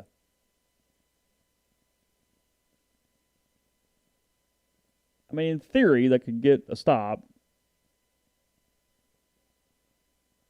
Even when you know what they're doing, they just can't. He is not happy with his defense. No, he's very frustrated. Transfer market, they're going to get active.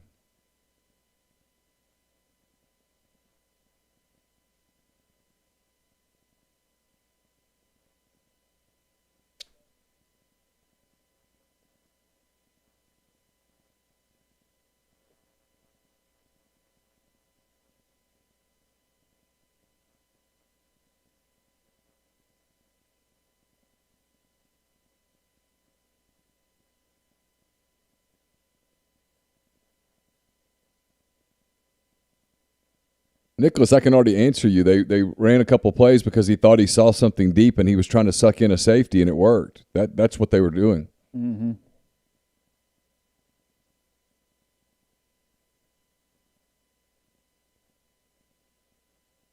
Your Bama, do you throw it?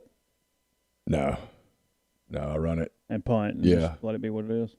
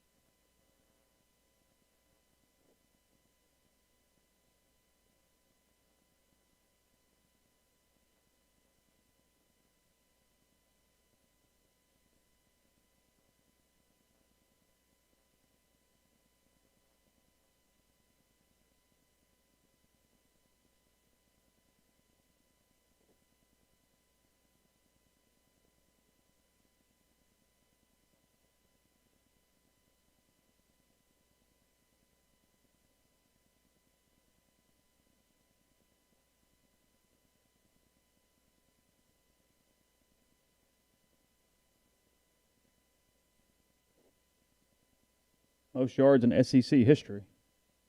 I would hope so. I mean, combined. Yeah. Yeah. Again.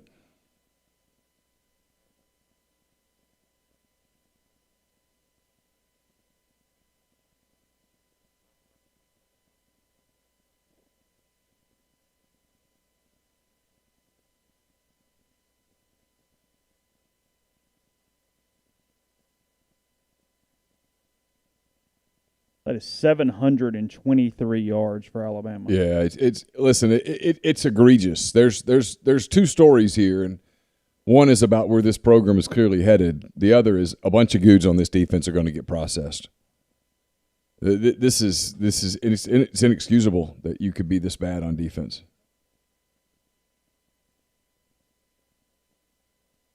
They're exactly on defense what you feared when you realized that last year was as bad as they were, and you go, hey. Now you're also without Coatney, Shepard, Benito Jones. Yeah, those kind of guys up front that at least gave you some semblance of an opportunity.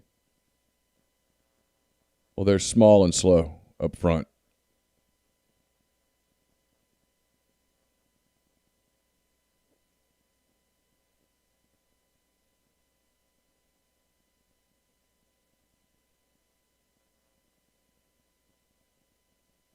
You had the over in this. You've been celebrating for a couple hours now. Champagne. Oh yeah.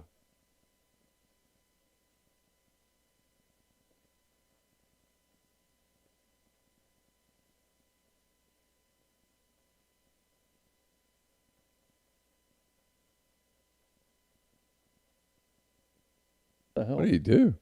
It doesn't matter. What do you do? I mean, I probably get out of here. do you? I don't get anybody hurt. I got winnable games coming up. This one's not. I'm not winning this game.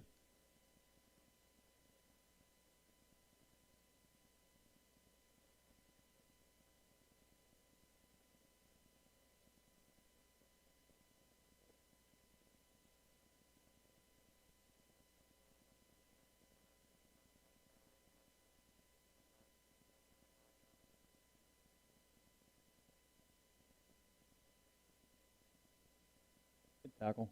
Yeah.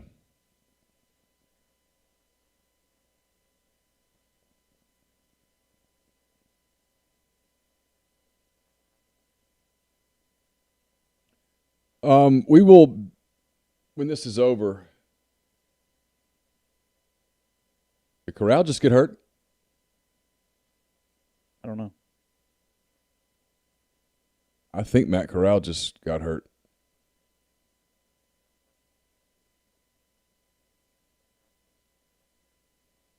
See, I get out of here if I'm them. He's okay, but no, that's enough to go, okay. He just got his ankle kind of Okay. funny, I think. He's all right, but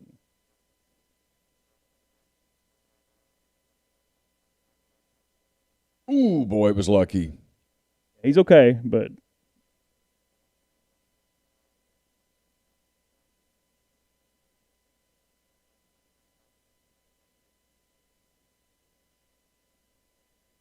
who came in? Plumlee? Plumlee.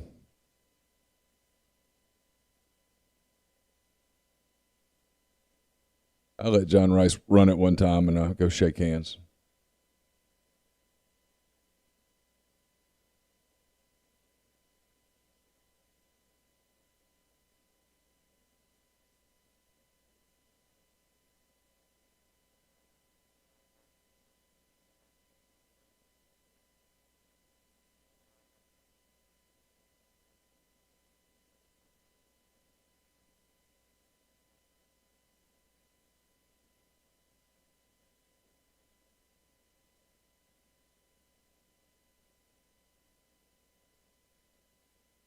They put Corral back in the game.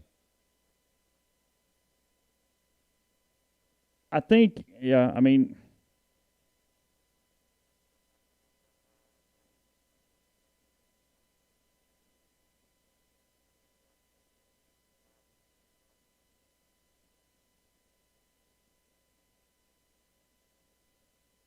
(63-48) on the final there. Quickly for Ole Miss. Full week's close and restart for the postgame show here in what's the break?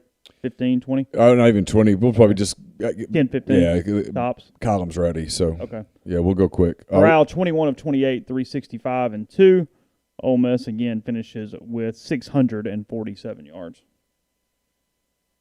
All right, so that does it. Thank you guys for being with us. It was incredible turnout throughout the night. 386 people here right now. So we'll take a fast break. We'll be back with hand raise guys not long from now at all. Probably about, 10, 15 minutes is my guess. So talk to you in just a minute. Take care.